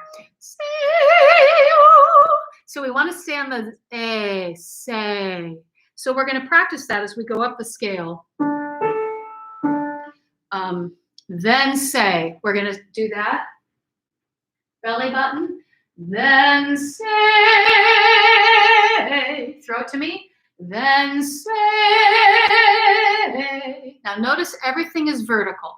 It's like we've got this beautiful corridor that's lined with mahogany wood. And we're just putting every vowel into this beautiful corridor, all with these beautiful overtones ringing. Then say, throw it to me. Then say, relax the tongue and move the jaw. This is vibrant. We're going to go higher. Then say, throw it to me. Then say, move the jaw, belly button. Then we're going to go higher. Then say, throw it to me. Then say. Now notice, say has to be smaller. Let's go down. Let's go, she sees me. She sees me. 2 floors. She sees me. Good. Belly button. And we've got to go smaller again. She. C lives up on this floor, a little bit smaller. And move the jaw. She sees me. Try that. She sees me. The other thing about legit singing is we always want to enter on top. We don't want to go, she sees me. That's more of our pop stylings. Instead, we're going to sparkle every single note with vibrato on top. She sees me. Try that. She sees me. She saw me. She saw me. Then say, watch once. Then see. 2 floors. Try that. Then see. Beautiful. The higher note should be placed forward from the beginning or turning forward from the middle. I'm not quite sure about your question, William, but what I want you to understand is this is our instrument. So here's the front passage. So as I think about this being my sounding board, then see, so it goes straight up. It's not going back. Notice I'm not saying go forward. Now, if you're somebody who has an open throat, I would say go really nasal because that'll bring it to actually normal. I don't want this open airy. But this we're thinking of as our sounding board and as our instrument. Now, this is everything. So, you know, when we have a higher note, I am thinking higher, a higher floor. I don't know I'm not putting it there, I'm expecting it there. That's another way to do it. We have to kind of jump, your voice is cracking the higher you go. Okay, well, we got to fix that. How do you make your voice vibrato? Okay, so what's happening then, if you're cracking, there's two things going on. One is we have to have the support. Now, the other thing is you have to have on the higher floor, you put the word. Now, let me tell you what Phyllis Curtin said also about cracking, because what's happening right now is you guys are changing an old habit, and tell me if I'm wrong, changing an old habit of going from open to smaller. So what happens with the muscle memory is the muscle memory goes, but wait, oh my God, Enya, oh God, Emily, oh God, Chimez, what I'm used to doing is this, what are we doing? And so the muscles go and they crack. So if you're cracking right now, it could actually be really good because we're retraining the muscle memory, okay? So what it needs to be, she saw me. Now put the words up here. Just say, she saw me. Just say that. She saw me. She saw me. She saw me. Now you're just going to speak it and then we're going to say it up there. Say it and then we're going to sing it. She saw me. Say that. She saw me. She saw me. She saw me. And don't open. Just let it be small there. She saw me. Ooh, that's good. Then say you love me. Say you love me every waking moment. Say that. Say you love me every waking moment. Say you love me every waking moment. Say you love me. Say you love me every. Okay. How you doing? Does that help? You're learning so much. Okay, Harmony, so maybe that helped, huh? Did that help you? I hope so. Hi, Montana, glad you're here. You used to do the high, I used to do the high notes with the back of the head instead of the front. Okay, there you go. So if you were thinking high notes way back here, the muscle memory is going, now in my ear, it sounds good. I want it to be more in the room. That will be more overtones ringing in the sound.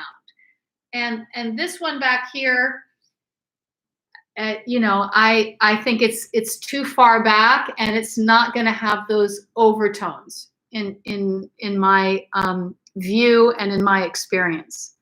Okay, good. This was helpful. Bye, Anya. You have to go to school. I understand. Good, that helped. Oh, expect it to be there. That's right. Expect it. Don't put it, but expect it. We have to jump off the cliff every note we're singing. We have to set it up and then go for it. It's like, and I've just jumped off the cliff a few more times than you guys, so I trust it. Oh, good, it helped. Oh, I'm so glad. How do you do vibrato? So some of us have a natural vibrato. Let's go. No more talk of darkness. This is this natural wave. No more. So if we go, mi me ma, you kind of want to let it release. Now, if it doesn't release, try going back and forth between a note. Ma. So that's what's called a trill. In classical music, we do trills. We have trills and stuff. So the belly button moves in, and it's just a way to release your voice. Ma. And you can have fun with that. You can practice with that. Just make sure you're in your support and you're here in your front passage. So that's a good exercise you can try. Can your voice get tired when you start singing for the first time? Yeah, this is, I don't like talking about it, but the vocal cords are muscles. So what I'm trying to get you guys to do is get the support connected to these resonators in the highest percentages possible. Now, some of you, like you guys told me, oh my God, I speak in my throat, or I have this, vocal fry, and you're trying to change it right now. So you may have a percentage that's right and a percentage that's wrong. So it's okay. Just know that after this lesson, because we're going on 2 hours here, it's 1 hour and 40 minutes right now, and I want to, we'll probably finish in exactly 2 hours. That's a long time to be trying things out for the first time, and some of it might be right, some of it might be wrong. Just take a little vocal rest. Just, listen to your recording, think about things. Make sure if you have your belly button connecting here, you're in good shape. I'm so glad this is helping. Okay, I think I'm used to do the back of your head. Yeah, I guess there are teachers that say sing back here. Now, and people sometimes say, well, I have opera, I study with opera, and they say to do something else. I'm like, I only studied with opera teachers, and fortunately, I always say I hate voice teachers. I can say that because I'm a voice teacher, but it's hard because we get all of this weird, information. Now, I have to be honest, every single teacher I've ever studied with, and not all of them have been my favorite, I've always taken something from them. There's something that they've given me that really feels right. So what I want you guys to do, even with me, whatever feels like your gut knows, your gut goes, oh, that feels good. So, and I've done that with each of my teachers, like, oh, that I love. That part I'm not going to think about. That is a good exercise. I connect to that exercise. I'm going to keep that one. The other stuff, no. That is great. Once I got to my teacher, Joan Heller, all of the technical stuff felt so good. But she didn't teach me about the emotional life. She didn't teach me about the fourth wall. That's what I got from Susan Batson. So that's where I've connected my method, what I call my method. Like I said at the beginning, I've never thought, why would I have a method? This is how the body works. But putting those two things together changed my life, and I'm so excited to share it with you. Okay. You're asking about a condensed video of vocal. Yeah, I'm going to be doing that. Just so you know, we're going to go into the song now, and let's have a drink of water together. Just so you know, on Facebook, on my page there, Mary Setrakian Official on Facebook, there are 10 voice lessons there right now. So you can go back to all 10 and take a look at them. My voice lesson number 2 is a little more advanced, and I go right into the exercises right away. So you can take a look at that. But I do different songs, and I'm going to bring them over on my YouTube live channel eventually. But right now they're there. So yes, you can still study more with me. And those particular ones have lots of different exercises. But voice lesson number 2 is the advanced warm-up. Why doing the S should the chest move a lot? I feel like mine doesn't, and I noticed yours does. Yeah, okay. So what's going on then? If your chest is not going out, that to me means that you're probably holding everything. Instead, remember, this is the diaphragm. The diaphragm has to be free to do its work. So that's why I'm not telling you to jam here. I'm saying belly button, and it scoops from under. And that's why the sternum pops out. So if this is happening, you're right on. If it's not happening, it sounds to me like you're holding everything. And, it may take a little while to get out of an old habit. I bet you go to the gym, and sometimes in the gym, we hold everything. It's true, and it's a good exercise. We're changing the channel from gym channel, to singer, actor, human being. We are honing how our body works. when we are breathing at night and when we're sneezing and protecting our voice naturally. Okay, so now we're going to go right to the song. Here we go. Yes, let's go to it. All right. What we're going to do is we're going to now talk through. Well, let me just tell you what we talked through already. We talked about the inhale, the breath. We talked about the exhale, support, which connecting to our resonance, front passage. Those are the first three. Got to have them in place. Do you understand why now? Yeah. And then we understood the floors of the front passage, which I call floors. And then I call the pyramid, which is about the physics of the high notes. We did all 5 of my voice technique side of my method. All 5 points we've done. Now we're going to go over to the emotional side. I call it the emotional life. Now these are acting tools. These are tools that help us get into our emotions, for us to figure out, how do I connect myself? Some of you guys out there, you just are open. I think Ramin is like this. He brags that he really doesn't study. I think he trusts his body. I think he's connected to his emotions. I think he's able to do that kind of naturally.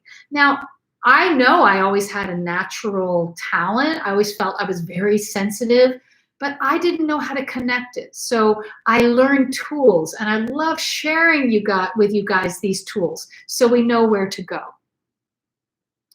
Whenever I sing you, I feel that the space goes back. Yeah, Julia, ooh is a hard vowel. Say you. So again, whatever vowel for you feels in the front, like the E vowel, think of putting the oo through the E. Instead of ee-oo. I'm over exaggerating, but you know what I mean? Or not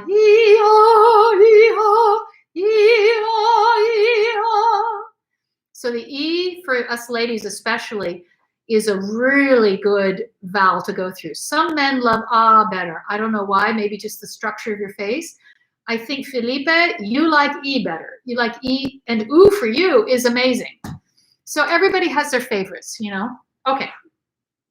All I ask of you. So we know in the show, this is where, you know, Christine is scared to death. She's met with the phantom, and she's being pulled in every direction. And here's a young man from her past that was in the audience watching her. And now they are coming together. And so what Christine is really going through is she needs somebody to protect her. She feels very, very vulnerable. You know, she lost her mother at a young age. She lost her father at a young age. She doesn't feel that protection. So what we want for the Christines, we want you, for all of us, the men and the ladies, and you guys that are playing Raoul, and you can choose whichever role you like. There might be somebody there who wants to be the boy or wants to be the girl. I tell you, I do this duet. I do it as a solo in my cabaret act. So, so really, really know that you have that. Okay, I'm getting a signal that I have low battery, so don't go away. I'm just getting plugged in here. Ah, here it is. Okay. Just make sure I don't lose you because of energy. All plugged in. Okay, perfect. So, yeah, so I sing it as a solo. So as we sing it here today, you know, I'm sure a lot of you don't have, there aren't a boy and a girl, a man and a woman, a young lady and a young man singing together in the same room. So I welcome you to just sing the whole song today, okay? You can certainly know whose line is whose, but let's sing the whole song today, if you like. And if you'd rather just do Raoul's part, that's fine. If you'd rather just do Christine's part, that's fine. Or if you want to sing the whole thing, I welcome you to do that. Okay. Yeah. Okay, Jessie. It's so cute. You know, that's why she says, you're a girl. I don't even say girl anymore. I say young lady or woman. If you're 12 or under, you can be a girl. But all of us, you young ladies and young men and kings and queens and princesses and princes. That's what I call you. But she said, I want to play the Phantom. So go for it. Just whatever role you want to do. It's, hey, this is our time to just have fun with this. Okay. So we want to find a parallel situation from our life that Raul and Christine are going through. So Christine, this is called the need, a need to be protected. So you want to remember a time that you didn't feel safe. And maybe that person, when I said, who do you miss? Who is the person in your life? If they were far away from you, you would miss them so much. Who is that person? And so men who are doing Raul, I think that's perfect. It's like Raul needs so much love from Christine. He wants to protect her. His action is to protect her. The action is different. The action is to protect somebody. The need is just emotions. So we want to go into that unfulfilled emotion, the time that you didn't feel protected, the time that you didn't feel loved. And you know what? Let's use the quarantine right now. How about that? I think this is such a special time to be able to use our situation. So I would love for you all to use a time right now from the quarantine of when you felt like you needed somebody there to protect you, to love you, to give you a hug. I haven't gotten a hug in 2 months. It's crazy. Now, Elena, you are my starlet. Just thinking about the need makes her cry. That is Elena's gift, dono in Italian. She's Italian and beautiful singer, and has been my student for a long time. And to connect to this, if you're feeling emotional, yes, we have Kleenex. Don't clean up. We're going to just let it hang out, okay? And sing through that. So take that risk. So what we want to do then is personalize. So we are going to personalize our Raul or our Christine, whoever to whom you are singing. And like I said, you can use, maybe you're far away from your parents and you want a hug from your mom. Maybe you want a hug from your dad. Yeah, crying and singing at the same time is really possible. So many people ask me, but Mary, how can I be emotional and sing at the same time? It's like, well, you know what? It's an art form. It takes practice. And for those who say, if you cry, you're not able to sing ever, well, I challenge them. And who do I use as an example? Let me go, well, opera world, Maria Callas, she sang from her depth. From the Broadway world, Bernadette Peters, I saw her live in Song and Dance on Broadway many years ago, and she was sobbing, singing Tell Me on a Sunday, snot coming out of her nose, tears streaming, putting her arms out, sitting down on the stage. Every note sounded like exquisite, and all of us were sobbing in the audience. We were sobbing. So please, let's start the process now. Maybe this is new for you. If you studied with me before, you know this a little bit, but a little more, and maybe you know it a lot. But it's the one thing that really changed my life. After I understood how to connect my emotions, that's when I booked the shows that I dreamed of. Les Miserables. I played Eva Peron in Evita. I went on to play Madame Giry in Phantom of the Opera. I did a lot of regional work. I played Trina in falsettos, and I played, I was Funny Girl. So, and I attribute it to understanding how to connect myself. And you'll hear Sierra Bogus say very clearly, when I sing a high note, it has to have a meaning. It has to have a meaning. It's not just about technically singing a high note. So it's not only going to help us sing in the high note, it's going to have a texture and a beauty that I can't teach you, that's going to be coming from your authentic, beautiful truth, yourself. Often when you cry, you hold and hold things. Your breathing is harsh and tight. In order to sing and cry, I imagine you'd need to learn to let the emotion energy flow out instead. You know what, Miranda? That is my life, because when I started working with Susan Batson, my emotional life was shut down. So the minute that I started to cry, I couldn't stop. And I was like, what do I do now? And Susan would say, I'd sit in the corner for a year, sobbing. And then I started singing through it. And I remember singing for my classmates and then saying, that's it. And I was like, what are you talking about? I'm sobbing and singing. Yes, I could. But it is it. So you're right, Miranda. It's a process. So we go, but how do you think those Oscar winners, those people that win Oscars, they're talking and crying at the same time, and they win Oscars for it? You know, Susan Batson, her teacher was Lee Strasberg. And you know who studied with Lee Strasberg? The likes of Al Pacino, the likes of Robert De Niro, the likes of Marilyn Monroe. Yes, we are honing now. The things that were, the tools that I'm giving you come from those great actors. And Susan Batson has gifted me this, and I'm just so happy to share it with you guys. Okay, so we have already set up our imaginary fourth wall. Some of you know that, might be a new term for some of you.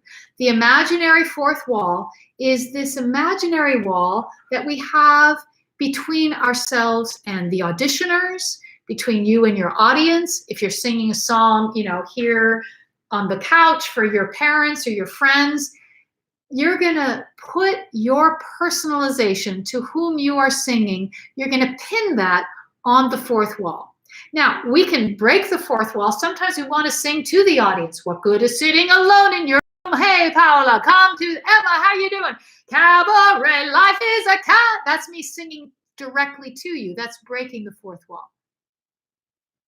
Instead, now, what I'm teaching you is how to create a private place that's just for you. You're cocooned in your private story. So now the audience or the auditioners are little flies on the wall, looking into your privacy, looking into your intimacy, or we can say in English, into me see. You're going to share this intimacy and cocoon yourself in this private place. So the fourth wall is a place where you can now focus. You're already seeing Ramin on your fourth wall, and you're already crying. Well, you know what, Miji? That means that you are a beautiful artist already. You're far ahead of me than when I was your age. You're already connecting. Beautiful. Don't clean up. Just keep on crying. I love it. And if you feel emotionless, Gretchen, don't judge it. Just do the work. You shut off your emotions. Yeah, we're trained to shut our emotions down, right? Because, you know, they're too much. We don't want to make anybody feel uncomfortable. Okay, so now welcome to the work. Welcome to the artistry. So we're not judging anything. I mean, I would stand in my corner in my apartment and go, open, open, open, open. I was so like jammed. But, you know, it takes a little time sometimes, and we're not to judge it. How do you summon them up? Well, what we're going to do is we're going to summon them up with personal stories. The personalization sounds more like therapy question than singing question. Now, what Susan Batson has always said, what we're doing right now is not therapy, because we're not trying to fix it. Like if we're using somebody from our life that makes us feel sad, we're using that for the artistry. But we're not trying to fix a situation, we're using it.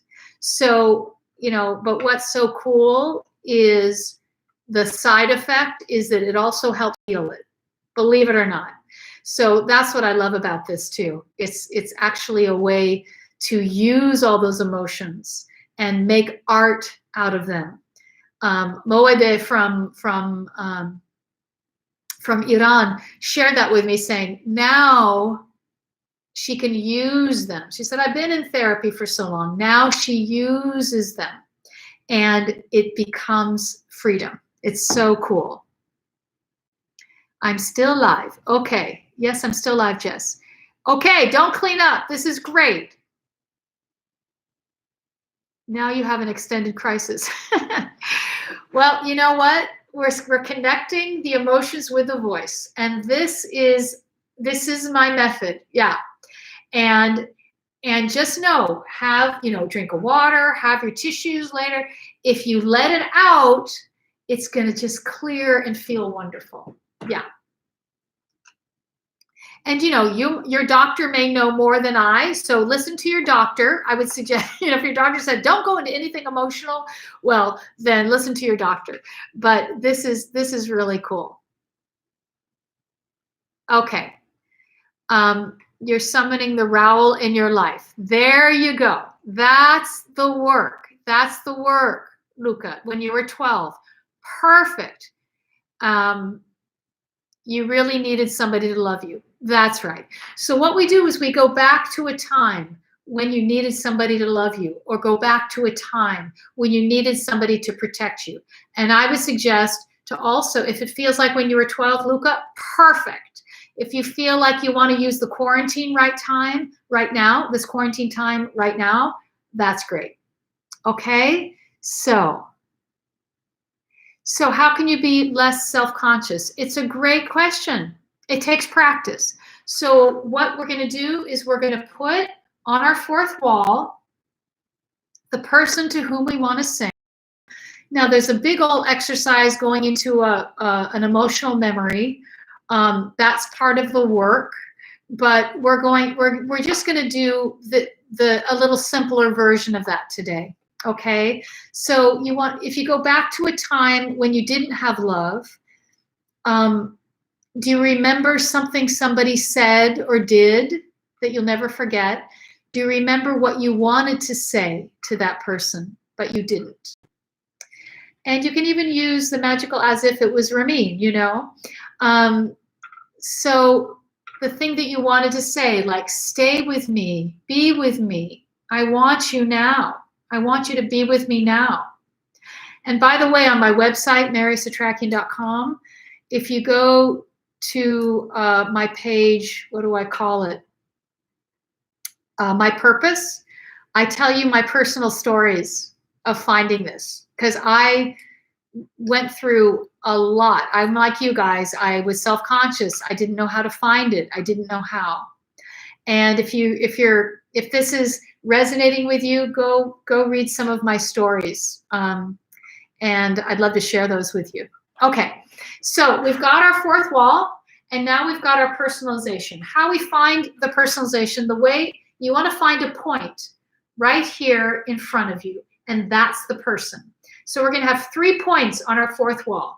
And if you see something on your wall, like I have a poster on my wall behind you, not this way, but this way, I'm going to put my person right on that poster with my eyes directly. Don't look too far up. That's running away. Don't look down. That's running away. That's hiding. You want to be with those gorgeous eyes. The eyes are the window to your soul.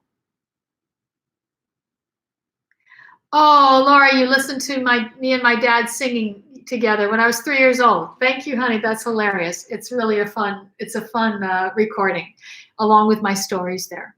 Okay. Oh, Emma, you did read my stories. Thank you, honey. I'm so happy they inspired you. That makes me happy. Okay, so we've got our person. Let's get a drink of water. Woo. Okay. Now, you've got the strongest physical feature. I would say put their face there. Who is it that you want to use?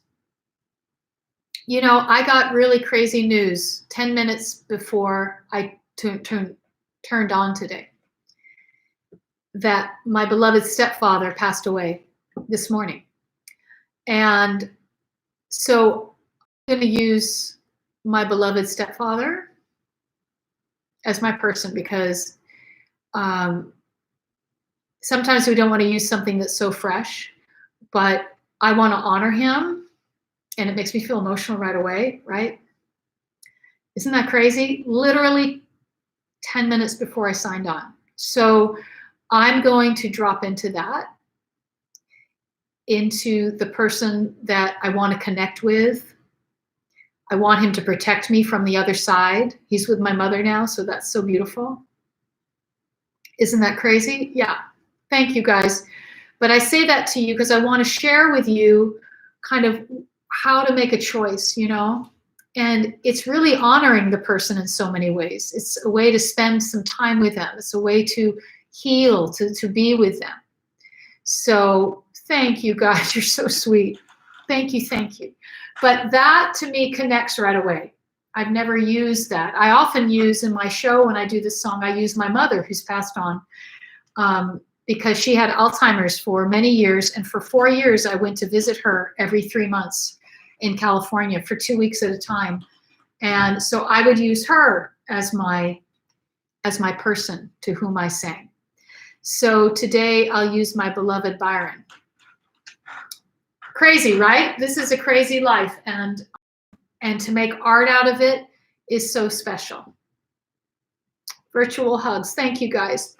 You're so sweet. But I really said that to say that this is the work, you know, connecting our deepest, it's pain, but it's also our deepest love, you know, and there we are. So do you have your person? So what we're going to do is we're going to make it simple right now. We're just going to put that person on the fourth wall. Now the song begins, it's so magnificent how Andrew Lloyd Webber wrote the song so both men and women could sing it in the same key. So for some of you men, if you're a tenor, this would feel very low. But you want to keep all the low notes right around your mouth, right around your mouth. And so here we are. Just sing right now. Just go, no more talk of darkness. Forget these wide-eyed fears. Just sing that right there, just on one note. No more talk of darkness. Forget these wide-eyed fears. So here's our instrument. This is where we're singing from. Yes, you want to keep all the low notes. The lowest floor is here. Do not push down. No more talk of darkness. Don't push down. It'll be a low note. No more talk of darkness. Yes, there'll be lower vibrations, but think of it living only at your mouth. No more talk of darkness. Forget those wide-eyed fears. Try that together. No more talk of darkness. Forget these wide-eyed fears. That's your lowest floor. Lower vibrations, but think of it only living here. That's correct. Good, good, good. I know you're repeating that. And great, Emily. This will make it feel stronger. Okay? Now, this is for the guys, start the song, but I invite all the ladies to sing it too. Now, what's so beautiful is we want to keep the vibration of the classical voice ringing, but we also want to talk to our person. So think of that person. Now you're protecting your person. You're protecting the person that you need protection from. Isn't that interesting? The need is to be protected by this person, but your action is to protect them. So if I'm thinking of my beloved stepfather, I am saying to him, go to the light. Go to the light of God. That's what I'm going to think about because I believe that they're having a party right now. So I'm going to protect and see them. So I say that to you. So you use your person. Okay, you're repeating this. We also want to talk to a person. So think of that person now. You're protecting your person, protecting the person that you're not. There you go. Yep. So the emotion, the sensation, the need is just emotional sensation. Now for some of you, you go, oh, I'm cut off. I don't feel anything, Mary. Don't worry. Don't push it. Don't show it. This is for you, Laura. No showing that you feel something. Just trust. And if you don't feel it, don't worry. Don't try to push it, pull it. Just be. So let's do this together. So just the first two little lines.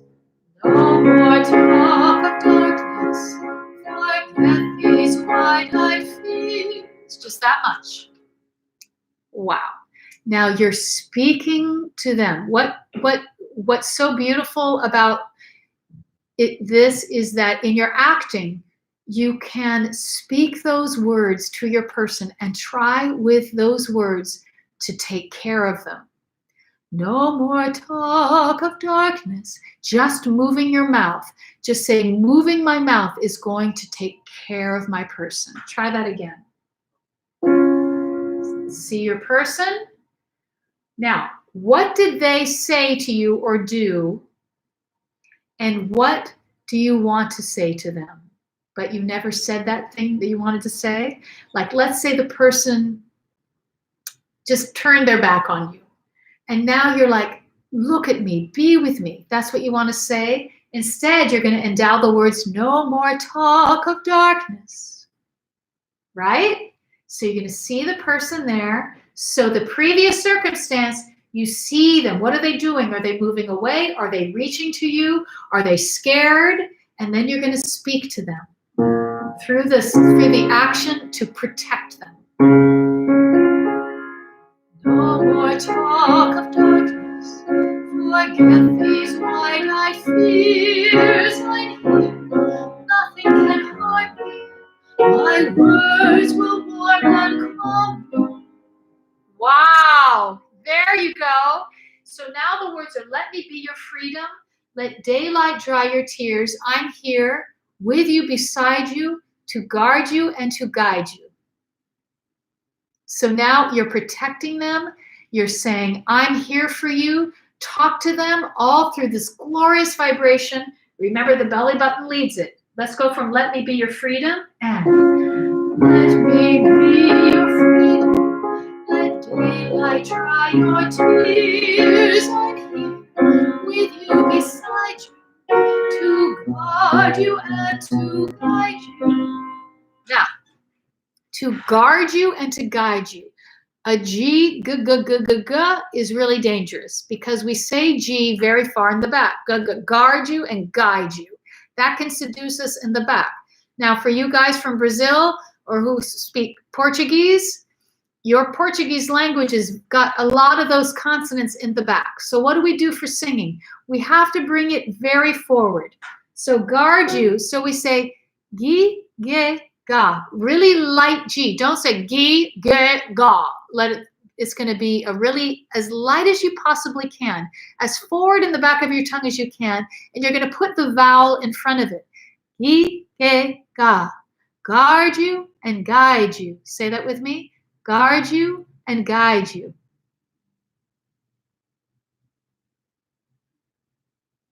Okay, Amelia.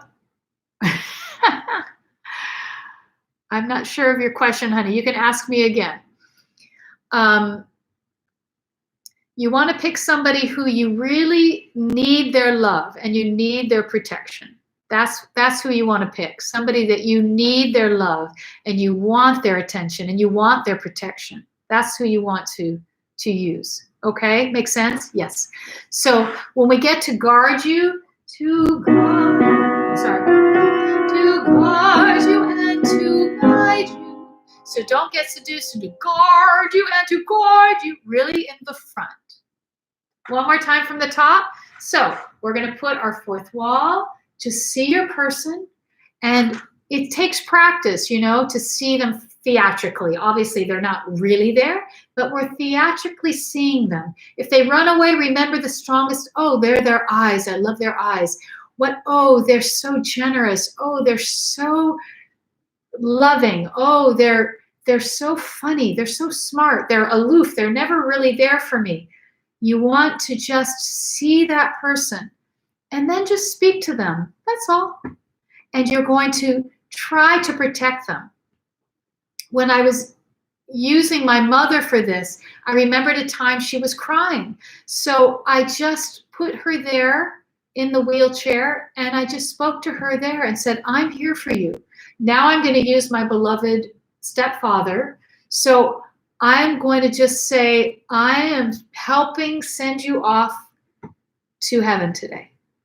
Okay, so whatever your story is, what's your story? By the way, these are secrets. We don't tell anybody, but I'm telling you mine so that you understand our work. This is our private work.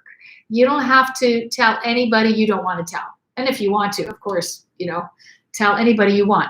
But like a director, they don't need to know what you're working on. This is your acting work.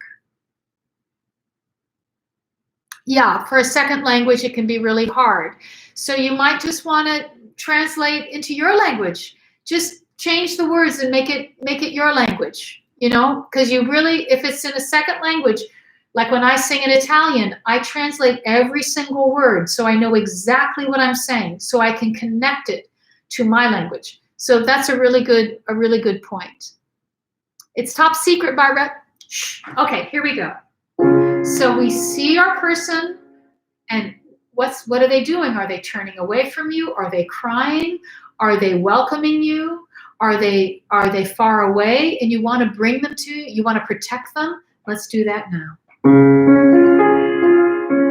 See them there? Also have your mouth a little bit released. Don't start like this.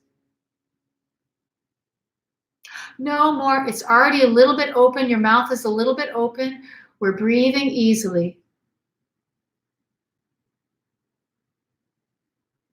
Oh, don't worry, Luca. You're perfect. So the mouth is a little released. We're seeing our person on the fourth wall. We're breathing, and then we're moving in.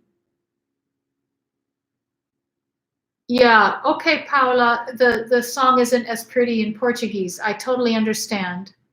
So the belly is no more talk. Every single breath, we take a breath, inhale. Also, by the way, you can inhale into the emotions. Inhale into this need to have a hug, the need to be protected. And then, no more talk. This leads everything. This starts, parte da qua, in Italiano, you have to send from here. No more talk.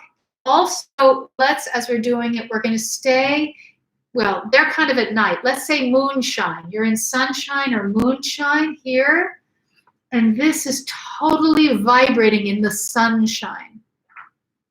I was watching John Legend recently singing at the piano, and everything was so released here. This is like the moonshine. They're in the moonlight, and they're singing together. So keep that. The belly button leads it. And now we're going to speak those words. Try to protect your person. Don't show me, just through your beautiful mouth. Talk to them, speak to them, tell them your truth through these words. So take a breath, slow breath, and no more talk of darkness. Forget these wide-eyed fears. Nothing can harm you.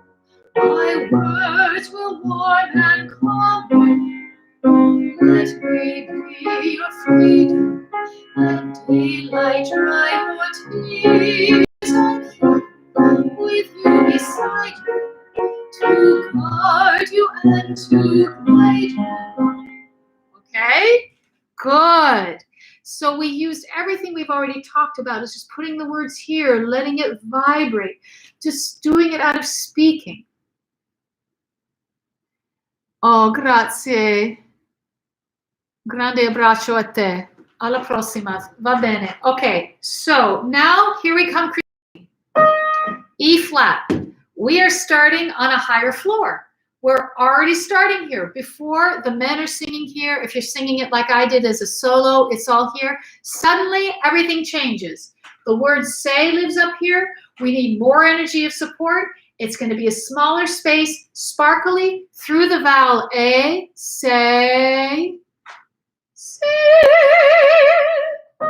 say, oh, love me every waking moment. Just say that with me. Say, oh, love me every waking moment. Say, release your jaw. Say, so it's very vertical. So notice I'm not saying sit. Pardon me, I'm not saying say. Yeah. So we're already here. We need more energy of support. I hope you're standing. I'm only sitting because I'm at the piano. But this is really alive. So it's kind of like being aware of getting that vibration right through there. Now, it's amazing that Andrew Lloyd Webber chose an E flat, because an E natural is the passaggio note. An E natural is where it's even more exciting to sing because it's a harder note to sing. It's right in passaggio, an E natural. He's given us an E flat, which to me means he wants it more warmer. He wants it more like a hug, like you guys sent me hugs. He wants it more vibrant. So I think it's fascinating that it's an E flat, not a. That's more intense. This one is warmer. So let's try this. I have to go. Bye, Claire. I'm sorry. This is such a long lesson. It's turning into 3 hours. I can't help it. I'm sending you E flats. Perfect, Emily. Good. So here we go. Now it's going to drop down. Say you love me, every love me. Let's try that together. Say you love me. So the E, vertical E, tongue release, comes down to this floor. Say you love me every waking moment. So we want to use all of the floors. Say you love me every way. And we want every floor to vibrate through that pyramid. Okay? So it's kind of fun because it's what I call, sometimes people say, I got the high note, I'll just do everything like I'm singing a high note. Say you love me every. And then it's weak down here. So if you're one of those people that your low notes are weak, just think of going down to your beautiful mouth and let it vibrate. Each one vibrates on each floor, okay? Meanwhile, like Sierra said, we have a reason for singing this high note. We are like, come to me, come over here, say you love me, I need you to protect me, get over here. So that's what you're saying. You're saying, come to me, tell me you love me. Now my beloved stepfather is far away. I'm like, tell me that our time together on earth was beautiful. If it was my mother, it's like, I need you, Mom. I need you with me right now. If it's Ramin that you're using, it's like, come and tell me. You know, you're using the as if, that you could have him here. If you're using whatever person you're using, a beloved, a beloved boyfriend or girlfriend, that you want them to be close to you and they're far away because you're in quarantine, or they're far away because it's the guy or gal that got away, you know, the one that you want right here. That's right. I'm sorry you have to go, but you can come back and look at the end because it'll be on my thing. Okay, it's 2 hours and 22 minutes. Let's do this. Here we go. 1, 2, 3.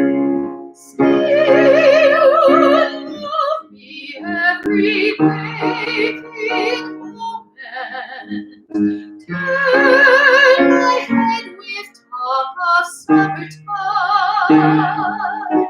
Again. Say you need me with you now and always. Promise me, keep it your mouth, that all you say is true. Right through here. That's all I ask. Beautiful. Clear enough? Wow. Now back to Raul. But you can also sing, ladies and men, sing the Christine part too. You can put it into your story. Great, Emily, it worked, right? Oh, good. Oh, Eileen, wonderful. I'm so glad it's feeling right. Yippee. So here we go. Do you see what I mean? What Sierra said? This high note has to have a meaning. It has to have a meaning. So here we are again in this middle beautiful part. It's going up and down right through here. Notice we're not at the real high notes. And Raul, men, keep this really vibrant. If it feels airy, bring it more forward. If it feels nasal, open your cheeks. I remember I worked with the marvelous late great James Gandolfini. His voice was a little nasal. We opened his cheeks to get more resonance. If you're open, bring it forward. If it's too nasal, open your cheeks. Do you see how every single person I talk to, I have to do it a little bit differently? That felt incredible, Emma. Great. Oh, you're making my day. You have to learn English lyrics. It's okay. Do the German right now. German is hard because you might have to do glottal stops. But just keep those vowels more in the front. Don't get seduced into your throat, okay? Because German leader, I sing German leader, and you have to do glottal stops. It's part of the language. But just keep it forward. Oh, I'm so glad. Bernadette, is that you? It's working. Yes. Okay, let's go forward now. Ladies, you can sing this. Men, this is the vowels part. You're feeling much better, Harmony. Oh, you're making my day, sweetie. Okay, here we go. Now, let me be your shelter. Notice the lyrics go to another level. It's going not just like, of course, it starts with no more talk of darkness. Now it's like, let me be your shelter. Let me help you. Yeah? So let's reach to our person. It's like, I want to be here for you. I still feel a little throaty, okay, considering this is my first ever exposure. Yep, that's right. It's a great improvement. Just remember, you're used to thinking of your throat as your instrument. Now you're thinking of just keep landing on top, even as we go low. Let me be, not let me be, let me be your shelter. Low notes only around the mouth. Here we go. See your person? Oh, and now you want to protect them. You want to help them. Let me be your shelter. No, and keep that jaw free. Be, let me be. Put sunshine on your face. Let that be. Okay, Paula, your nasal open. Let it be more open. Let me see what you're saying. I still feel throaty. Okay, yes. So just feel a little more open. If you're airy, go vibration more forward. So jaw, you're even allowed to move your jaw while you're singing. Just like Sammy Davis Jr. and Barbra Streisand do. You know what I mean? But I don't want you to keep that habit, but just to train these muscles not to hold anymore. That's why we're doing it. Belly button sends it. Let me see your person. Let me be your shelter, sunshine here. Let me be your light. You're safe, no one will find you. Your fears are far behind you. We're going to use the karaoke after this. Now Christine comes in, but you can keep it. You can keep singing as a solo. All I want is freedom, a world with no more night. Now here's the ah vowel. World with no more night. Night is a word that has a diphthong, an ah, and an e. We want to stay on that beautiful ah. And forward, remember, don't let it go, ah.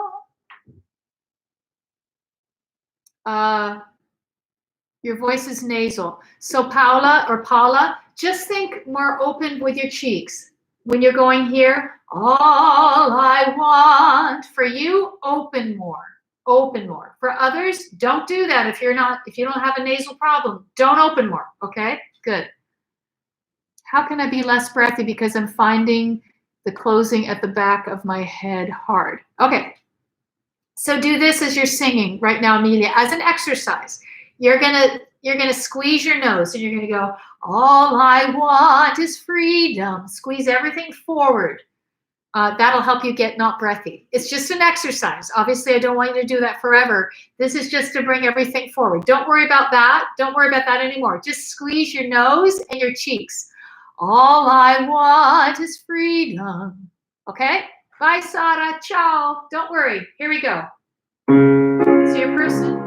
All I want is freedom. A world with no more night. And always beside me, to hold me and to hide me. Hide me, not hide me, hide me. Okay? Oh, good, Emily. You've been here for all my lessons, so I'm glad this lesson is really resonating with you. Now, Raoul sings, but we can keep going. He does that. Then sing. So let's throw the ball. Belly button. Then say you love. Then say you love. Try that. Throw it to me. Then say you love. Now, we're going through what I call a laser beam. Right through that. Then say you love. This will help you guys who have a problem with the oo vowel. You want to keep it all within this laser beam. Say you love. Rather than say you love. We don't want to get out of the laser beam. Keep everything vibrating vertically through that laser beam. Then 2 floors. Then see. Then see. It's not then see. And it's not then see. Then see. Let's throw the ball again. And keep it through the laser beam, belly button. Then say you love me. Come back to your mouth. Ready? Go. Then say you love me. Beautiful. Do you see what I'm saying? So you go, then say you love me. Here we go. Belly button. Then say. On say, it'll even go in a little more because we need more energy of the support. So it keeps moving in. Crying, I love it. Just cry through the stuffiness or blow your nose and keep on going. Don't clean up. I'm so proud of you. That's so cool. Here it comes. Okay, here comes Raoul. 1, 2, 3. Then say, sorry, then share with me. When it's not even love me anymore. It's share with me. You see how the lyrics get even more intense? It's called the arc. It keeps growing. It's so brilliantly written. That's why we love it so much. And so now instead of then say you'll love me, it's then say you'll share with me one love, one lifetime. Say that you will be with me. Not just that you love me, you will be with me. That is huge. Got it? Here we go.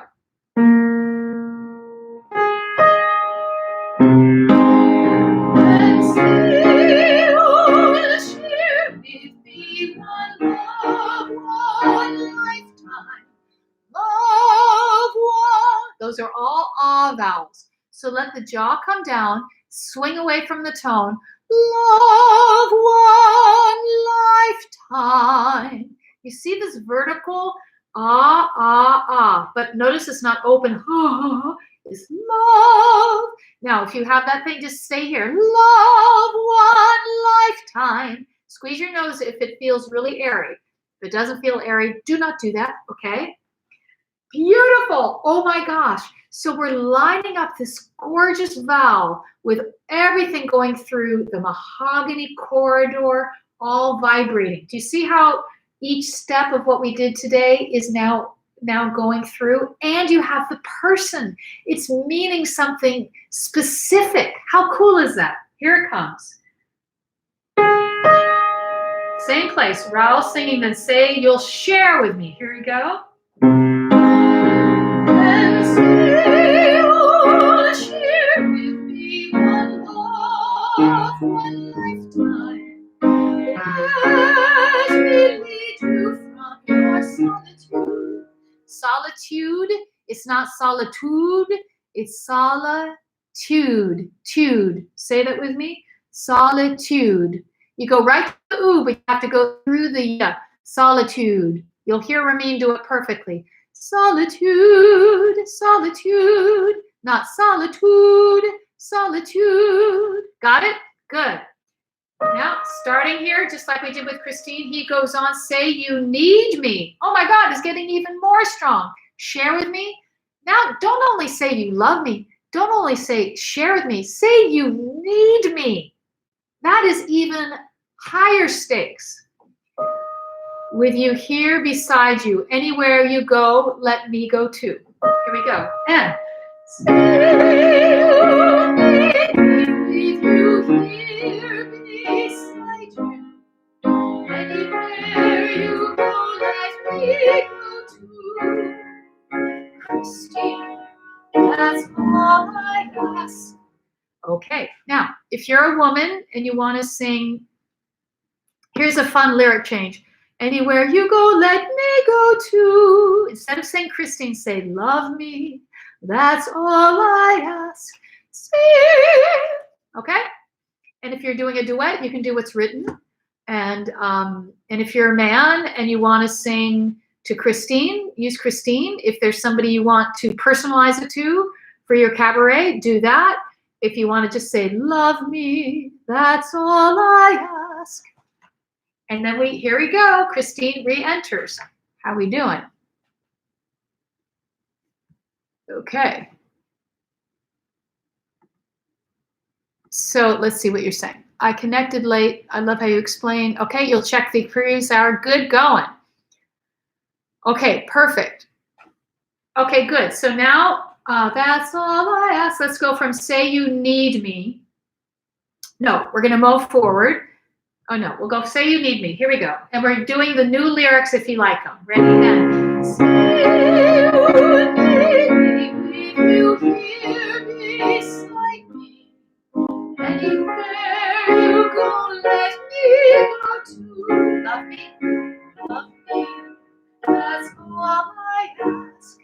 Breathe. Here we go again. Up here, say lives here, sparkly through the laser beam, vibrato on top, and say you'll share with me the love one lifetime.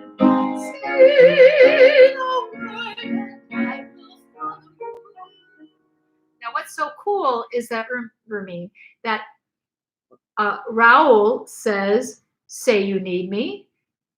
He says, say you'll share with me. Now Christine says, say you'll share with me. Now they can duet. Share. Share every day with me, each night, each morning. Let's do that. Share with me each night, each morning. Say you love me. So this is fun for the say you love me, you know I do. Love me, that's all I ask of you. If you want to change the lyrics, here's what I do. You can steal from me. Say you love me, I love you. Love me, that's all I ask of you. Now, let's do that. Love me, that's all I ask of you.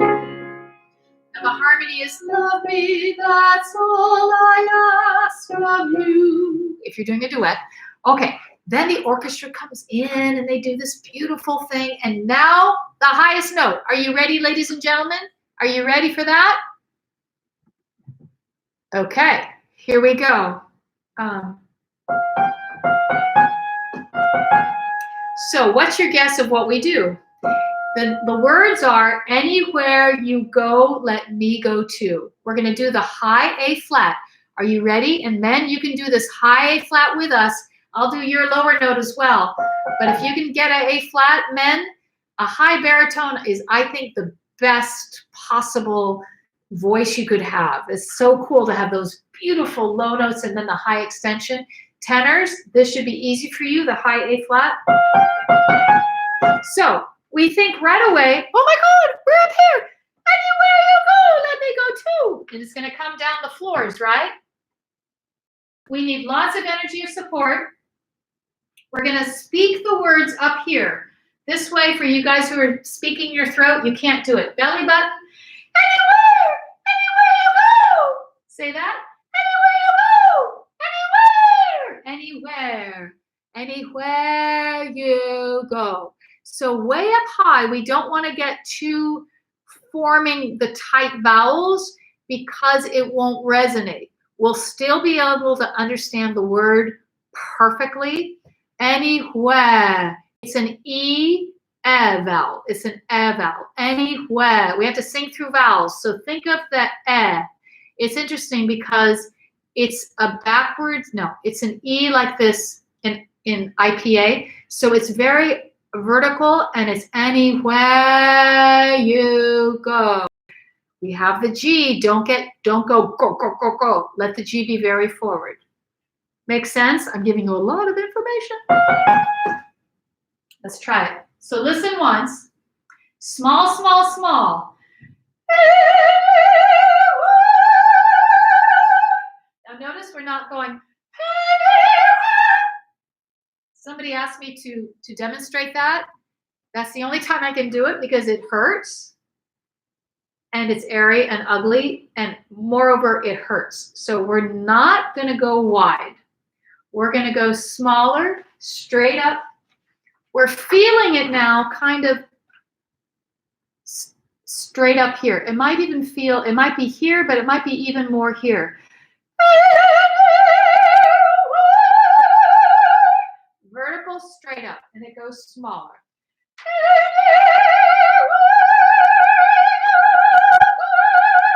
So we have to stay on that note and put the words through that high note without getting our throat involved. Anywhere you go. So we don't want a big Y, yeah. We don't want a big G, G. We just want this gorgeous vowels. Let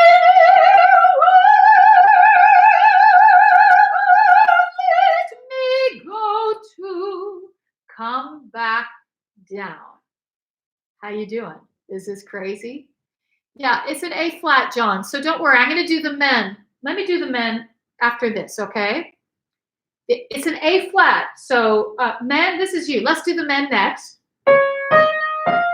Now see.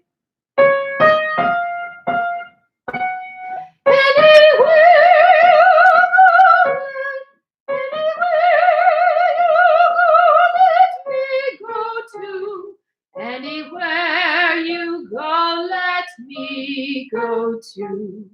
That's the men. Let me try the men out.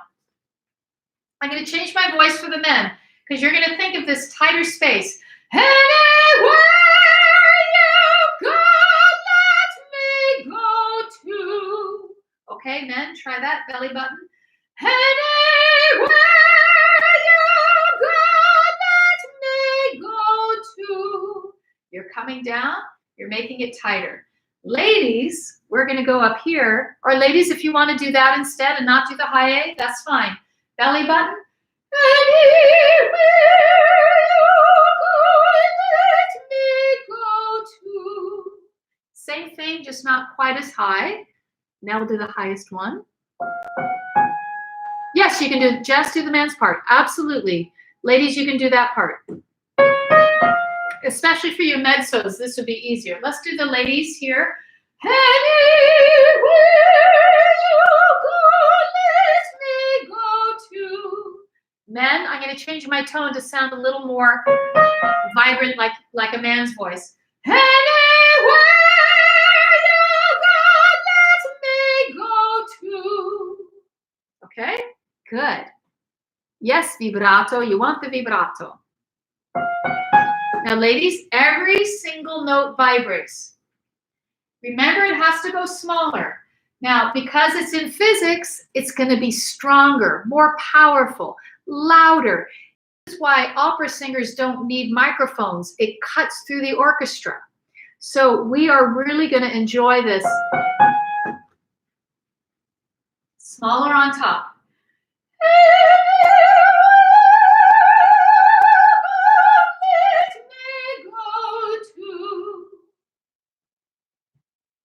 Great. So that's the high sopranos.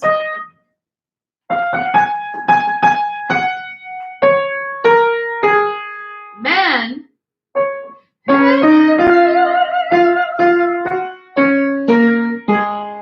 Mezzos.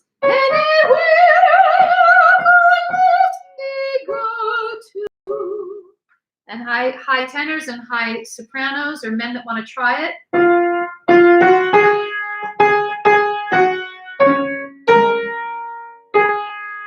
piano skills are not great. Okay, this is great. I'm just hiding really creepy comments. Okay, we're doing great. Vibrato, you made it, Paula, Paula, great. Okay, so let's go from that. So we've got this dynamic, I don't play the piano, orchestra is coming in. They're kissing.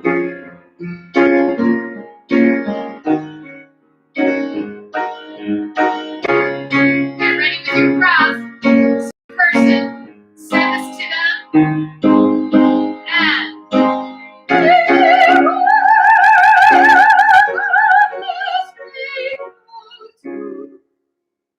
And so let's think about this.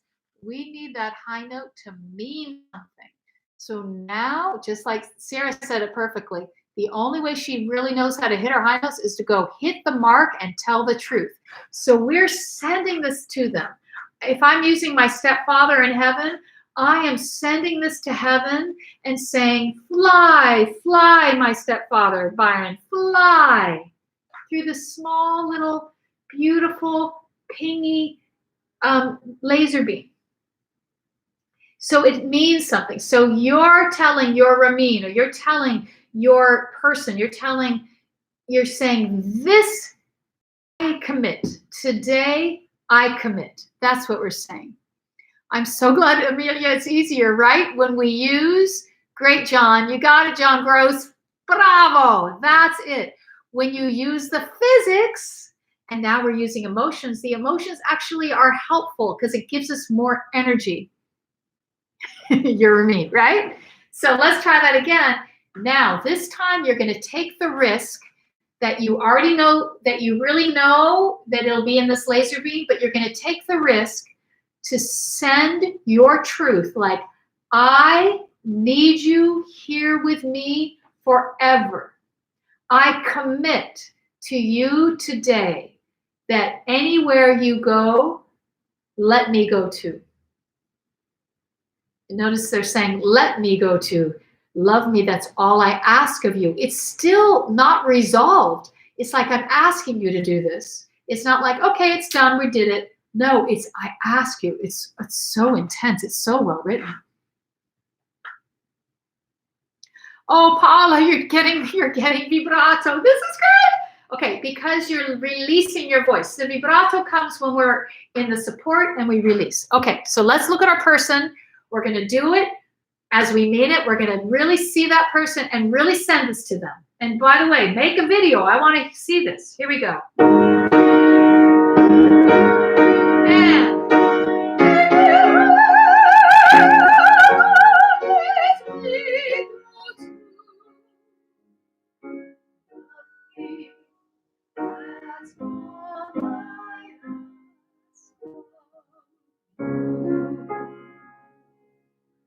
Now the last phrase, which we didn't talk about, is just around the mouth, isn't it? Now, if you're singing it by yourself, just do the melody. Love me, that's all I ask of you. In duet, I think Christine goes, love me, that's all I ask of you. Wow. So now what my plan is we're going to go through the whole song with karaoke, and then we have done it. Any questions? Amelia, you got it. Yep. How you doing? Made it. Good, Jack. Hi, sweetie. This is quite a lesson. You're coming into the end, but this is great, honey. That's Jack Setrakian, my beautiful, beautiful nephew. You found yourself throwing yourself like a fishing rod when I visualized throwing my voice out. You know what? Throw it out for now. This is a practice run. This is great. Does it hurt when you demonstrate the man voice? Does not hurt at all, and I'll do another class on belting. Yeah, you see how I can jump back and forth? No problem. Why?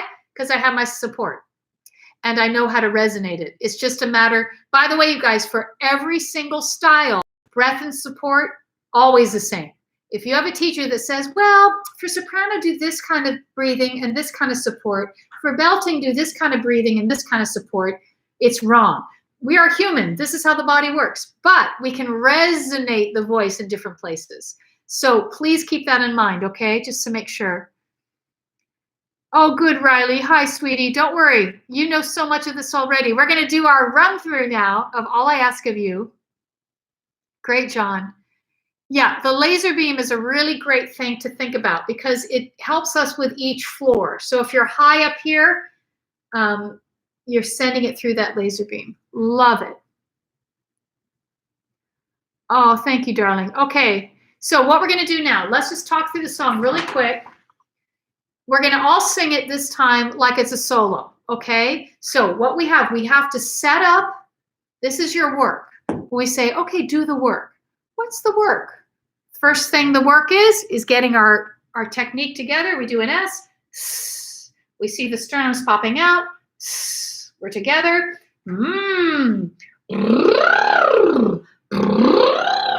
We know that it goes up the floors, goes straight up into a pyramid shape. We got the technique. Now we are doing the work. We're organizing. For every song you have, you do something, you use these tools. We set up our fourth wall.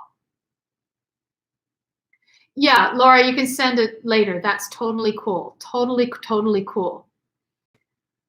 Amelia, but you're not sure if it's really great in the grand scheme of things. You know what? This is a process. So feel free to make a video now or later and send it to me. You can go over to Instagram or Facebook and send me a video and I'll get back to you. I really will. Well, thank you, Emma. We're still going to work here. Actors are finding it difficult right now. Oh, thank you, sweetie. Okay, so let's do our work. We've got the fourth wall. We're personalizing our Christine and our Raul. Yeah? Yes, we are. And so you've got your personalization. Yeah? The person that you need protection from. The person that if they are far away from you, you miss them so much. And then we use our imagination. What are they doing right before we start? What happened that now you want to protect them? What is it that our need is to be protected, but sometimes our action is to protect that person. No more talk of darkness. So pick a scene from your person. Like I told you, when I used my mom, I used her where she was there and crying. And I was saying, no, I'm here now. I'm here. Okay. So, yeah. So let's use your person. Okay. Anything else? Good, good, good. Okay. So we're setting up our fourth wall. We have our person. We have the previous circumstance of what just happened. We have a previous circumstance of what just happened. I got to get rid of this person who's wreaking havoc. Okay. Okay, perfect. All right. So now we've got our fourth wall. We've got our person. We're in the need. The need is the emotions. What was it like when that person wasn't close to you? The person's far away and you want them here now. Yeah? Okay. Then we're going to keep in mind all of the floors for say love me everywhere. We're using all of the front passage, right? All right, so now we're going to take a risk. We're going to use the karaoke. Now, you have to tell me, do you hear this?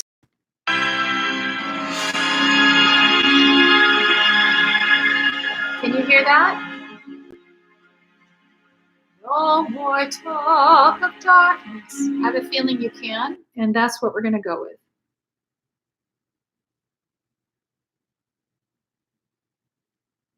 Okay. Yes, you can hear it. Fantastic. Okay. So what I'm going to do, guys, is I am going to be with you.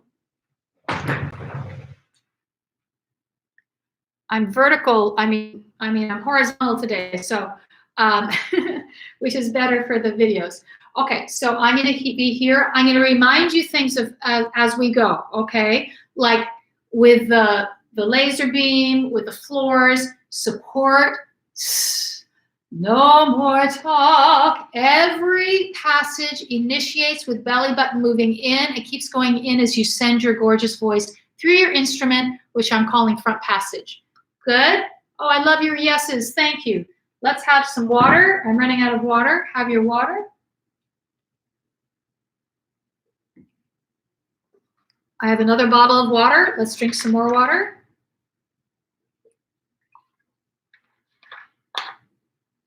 It's a 3-hour lesson. Here we go. So here is our front passage resonators, and they vibrate. That's what we're going for, is that sensation of vibration. Okay.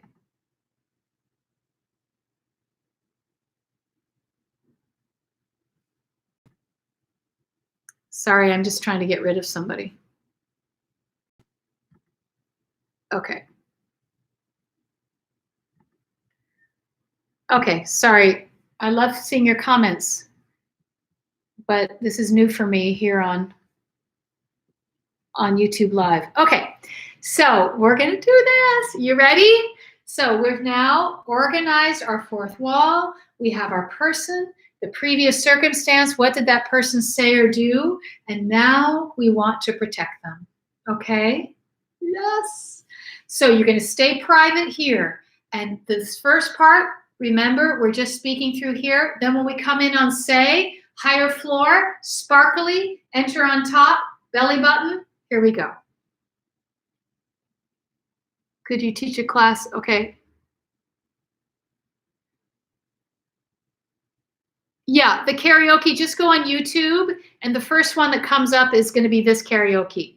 And yeah, the high Ds and stuff, it's just even a higher floor and even smaller. That's a quick answer for when you said, how do we sing the highest notes? Here we go.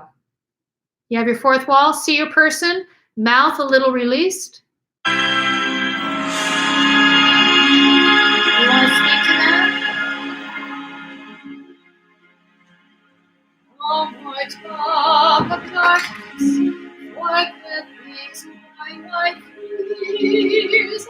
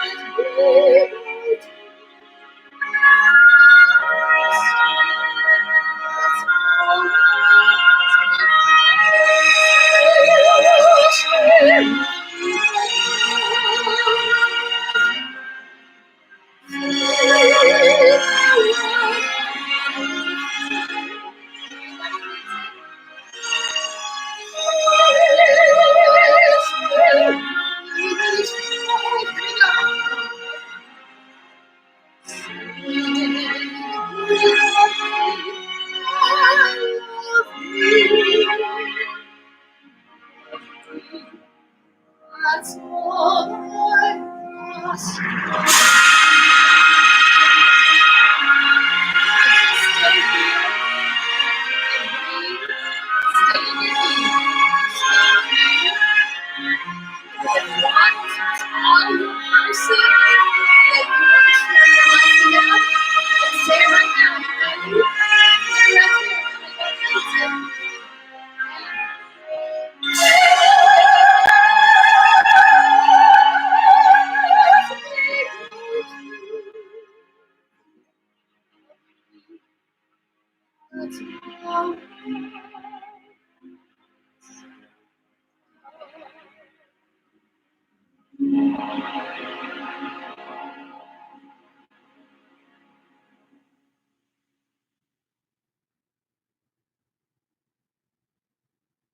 Wow.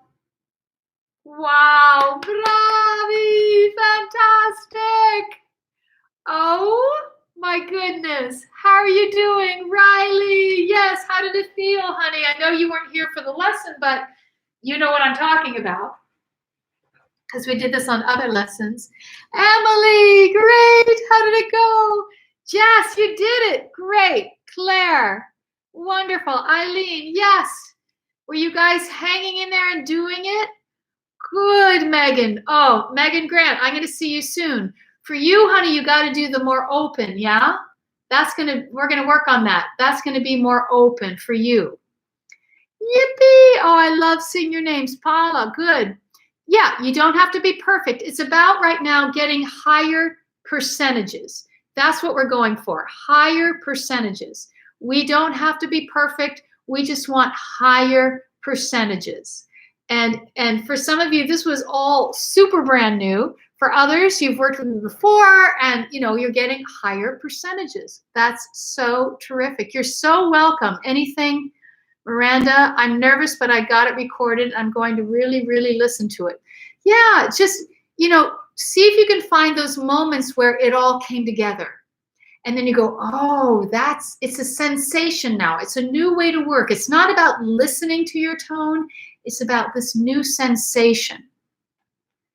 Oh, thank you, Bernadette. I'm so happy this is making sense.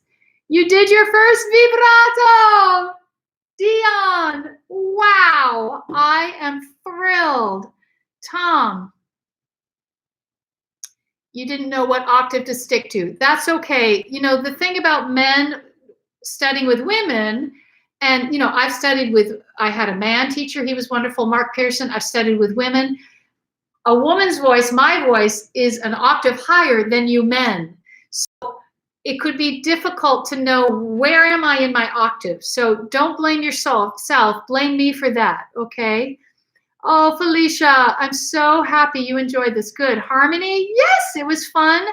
If it was fun, you're doing the right work. That's the most important thing. That means you're feeling free. Ah, Mara, Peters, thank you. It felt very free.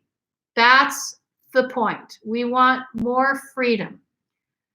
I'm so happy you learned new things. This is great. How are you doing with the emotions? Are you okay? Some of you had a lot of big emotions coming up, and I don't want you to feel like open and like, what do I do now? But you just want to just like release them, have a good cry, go eat a good meal, take really good care of yourself.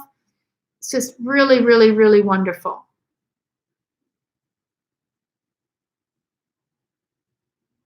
Yeah, that makes sense, Luca. Octaves are hard. I understand, honey. Good. Well, thank you for sharing that. That's amazing. Yeah, because if you're making a transition, that means that, your voice is changing, in a different way. And I worked with this wonderful woman. It's really a new way to feel. Worked with a transgender young gentleman in Australia, and his voice is getting richer in these lower notes. So it's a change. So don't worry, you're not alone. Oh, good. So glad you sang, Raul.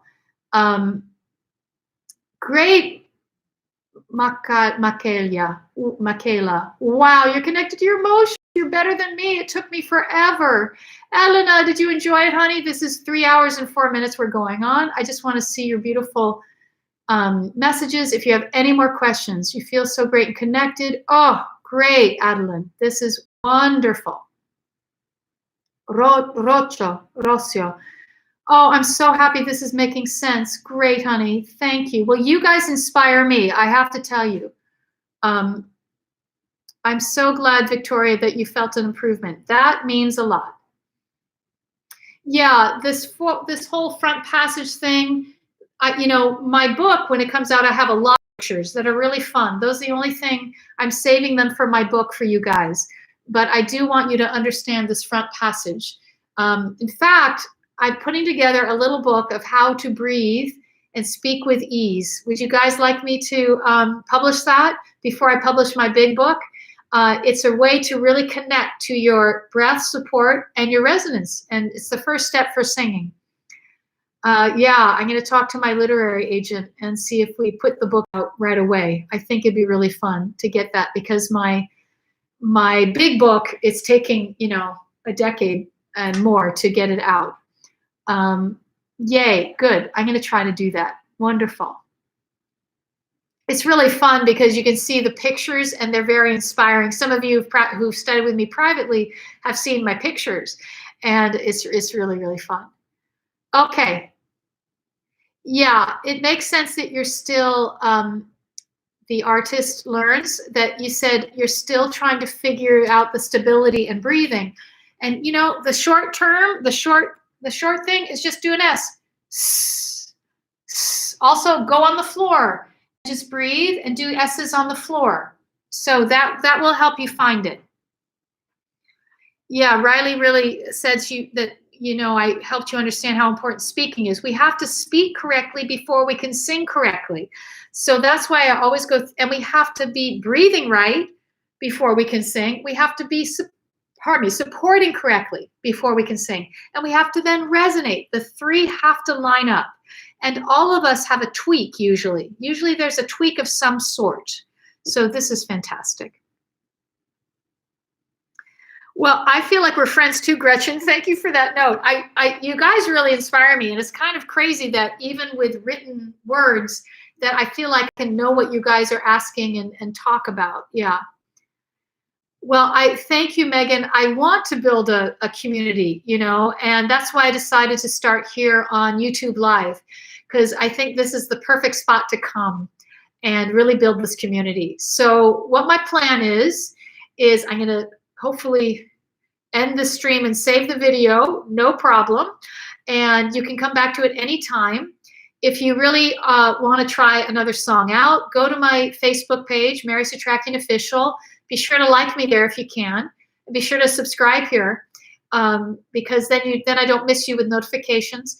And you can check out some of those lessons. A lot of you, like Laura and Emily and Barbara, you've taken a lot of those lessons, and each one has we go over everything, you know, each time. But, you know, it takes time. And like I said, every time I teach it, it's like a review for me. I get a lesson every time. My pronunciation is so good. Oh, thank you, Paula. Your understanding. Yeah, that means a lot to me, honey, because I want to make sure that you understand me. Maybe all the years I've been going to Italy now for 14 years, speaking Italian and English, and it's important that we all understand each other. Oh, thank you, Jess. I know, this is so fun, right? You guys inspire me so much. It's hard to say goodbye, and it's already 3 hours and 8 minutes. Okay. Remember your roots. Ooh, Luca, that's deep. Wow. The S sound is almost like remember your roots. Yeah, it really connects you to your body. Your body is your sanctuary. Your body is, we have to really honor our body and how it really works.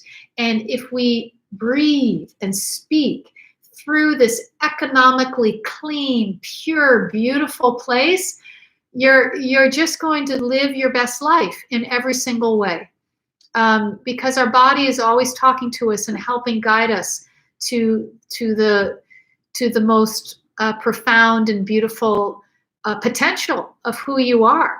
And my job is to help you get your potential. I want to give you the tools so you go off and do it. If today was enough, that's fine. But if I can say that you know how to breathe now and you're not doing a high panic breath, wow, that is world shifting. That is shifting the way we are all communicating. So it really makes me happy. And I want you guys to take that information and, like a ripple effect, to share it with your friends and family. It's been so much fun. Awesome, awesome. You know, Sierra and I just posted, is that you, Vanessa? I just posted a video of us launching today. And so she's wonderful. The tea and sprinklers we started back in 2014, they're all on this YouTube page. Check them out. I even do breath support and resonance. They're episode 2, 3, and 4. Episode 1, I talk about the fourth wall. We talk about the work. So go get re-inspired by beautiful Sierra. And I think we may have conversations from time to time. But that's Tea and Sprinklers was such an incredible episode. So series, I mean. So go enjoy all those episodes if you can. It's just great. Okay, so I think we've done it. I love you guys. I'm just so touched by all of your messages. If I didn't shout you out, I'm sorry. I've enjoyed every single message, and I'm going to go back and look again. And you know, that's so incredible. Is it Bia Kamara? You said Mama Rose and Gypsy. That's the next role I want to do. And you're like, you're naming my dream role. So thank you for that. You forget which one, but you give the best audition stage fright advice. Okay, good. Well, we worked on that today too, Riley, about organizing your fourth wall and also say, come along, fear. And we're going to use it. We're going to use it, not try to push it away. Okay. Barbara, grazie, sweetie. Che bello averti visto. Oh, vederti qua. Okay, here we go. Thank you, Doris. I look forward to the next ones. It's 3 hours and 11 minutes. That sounds like the perfect number. And stay safe, and virtual hugs to all of you too. Thank you, Jay Claire. And thanks for the inspiration today. And feel free on Instagram. Please follow me on Instagram and on Facebook, Mary Setrakian Official. Be sure to like me there. And not on Mary Setrakian Official, but on Instagram. Feel free to send me your videos there. I'll get them, okay? And I'll send you my feedback. Okay, lots of love to you all. Sassy, hello, darling. Thank you, thank you, thank you, guys. Elena, ti voglio bene. Thank you, John. I'm so excited. Barbara, ciao, ciao, ciao. Bye for now, guys. See you next time here on YouTube Live. I will send it out. Be sure to subscribe and get notifications so you'll know when the next one is, okay? Bye for now. Ciao.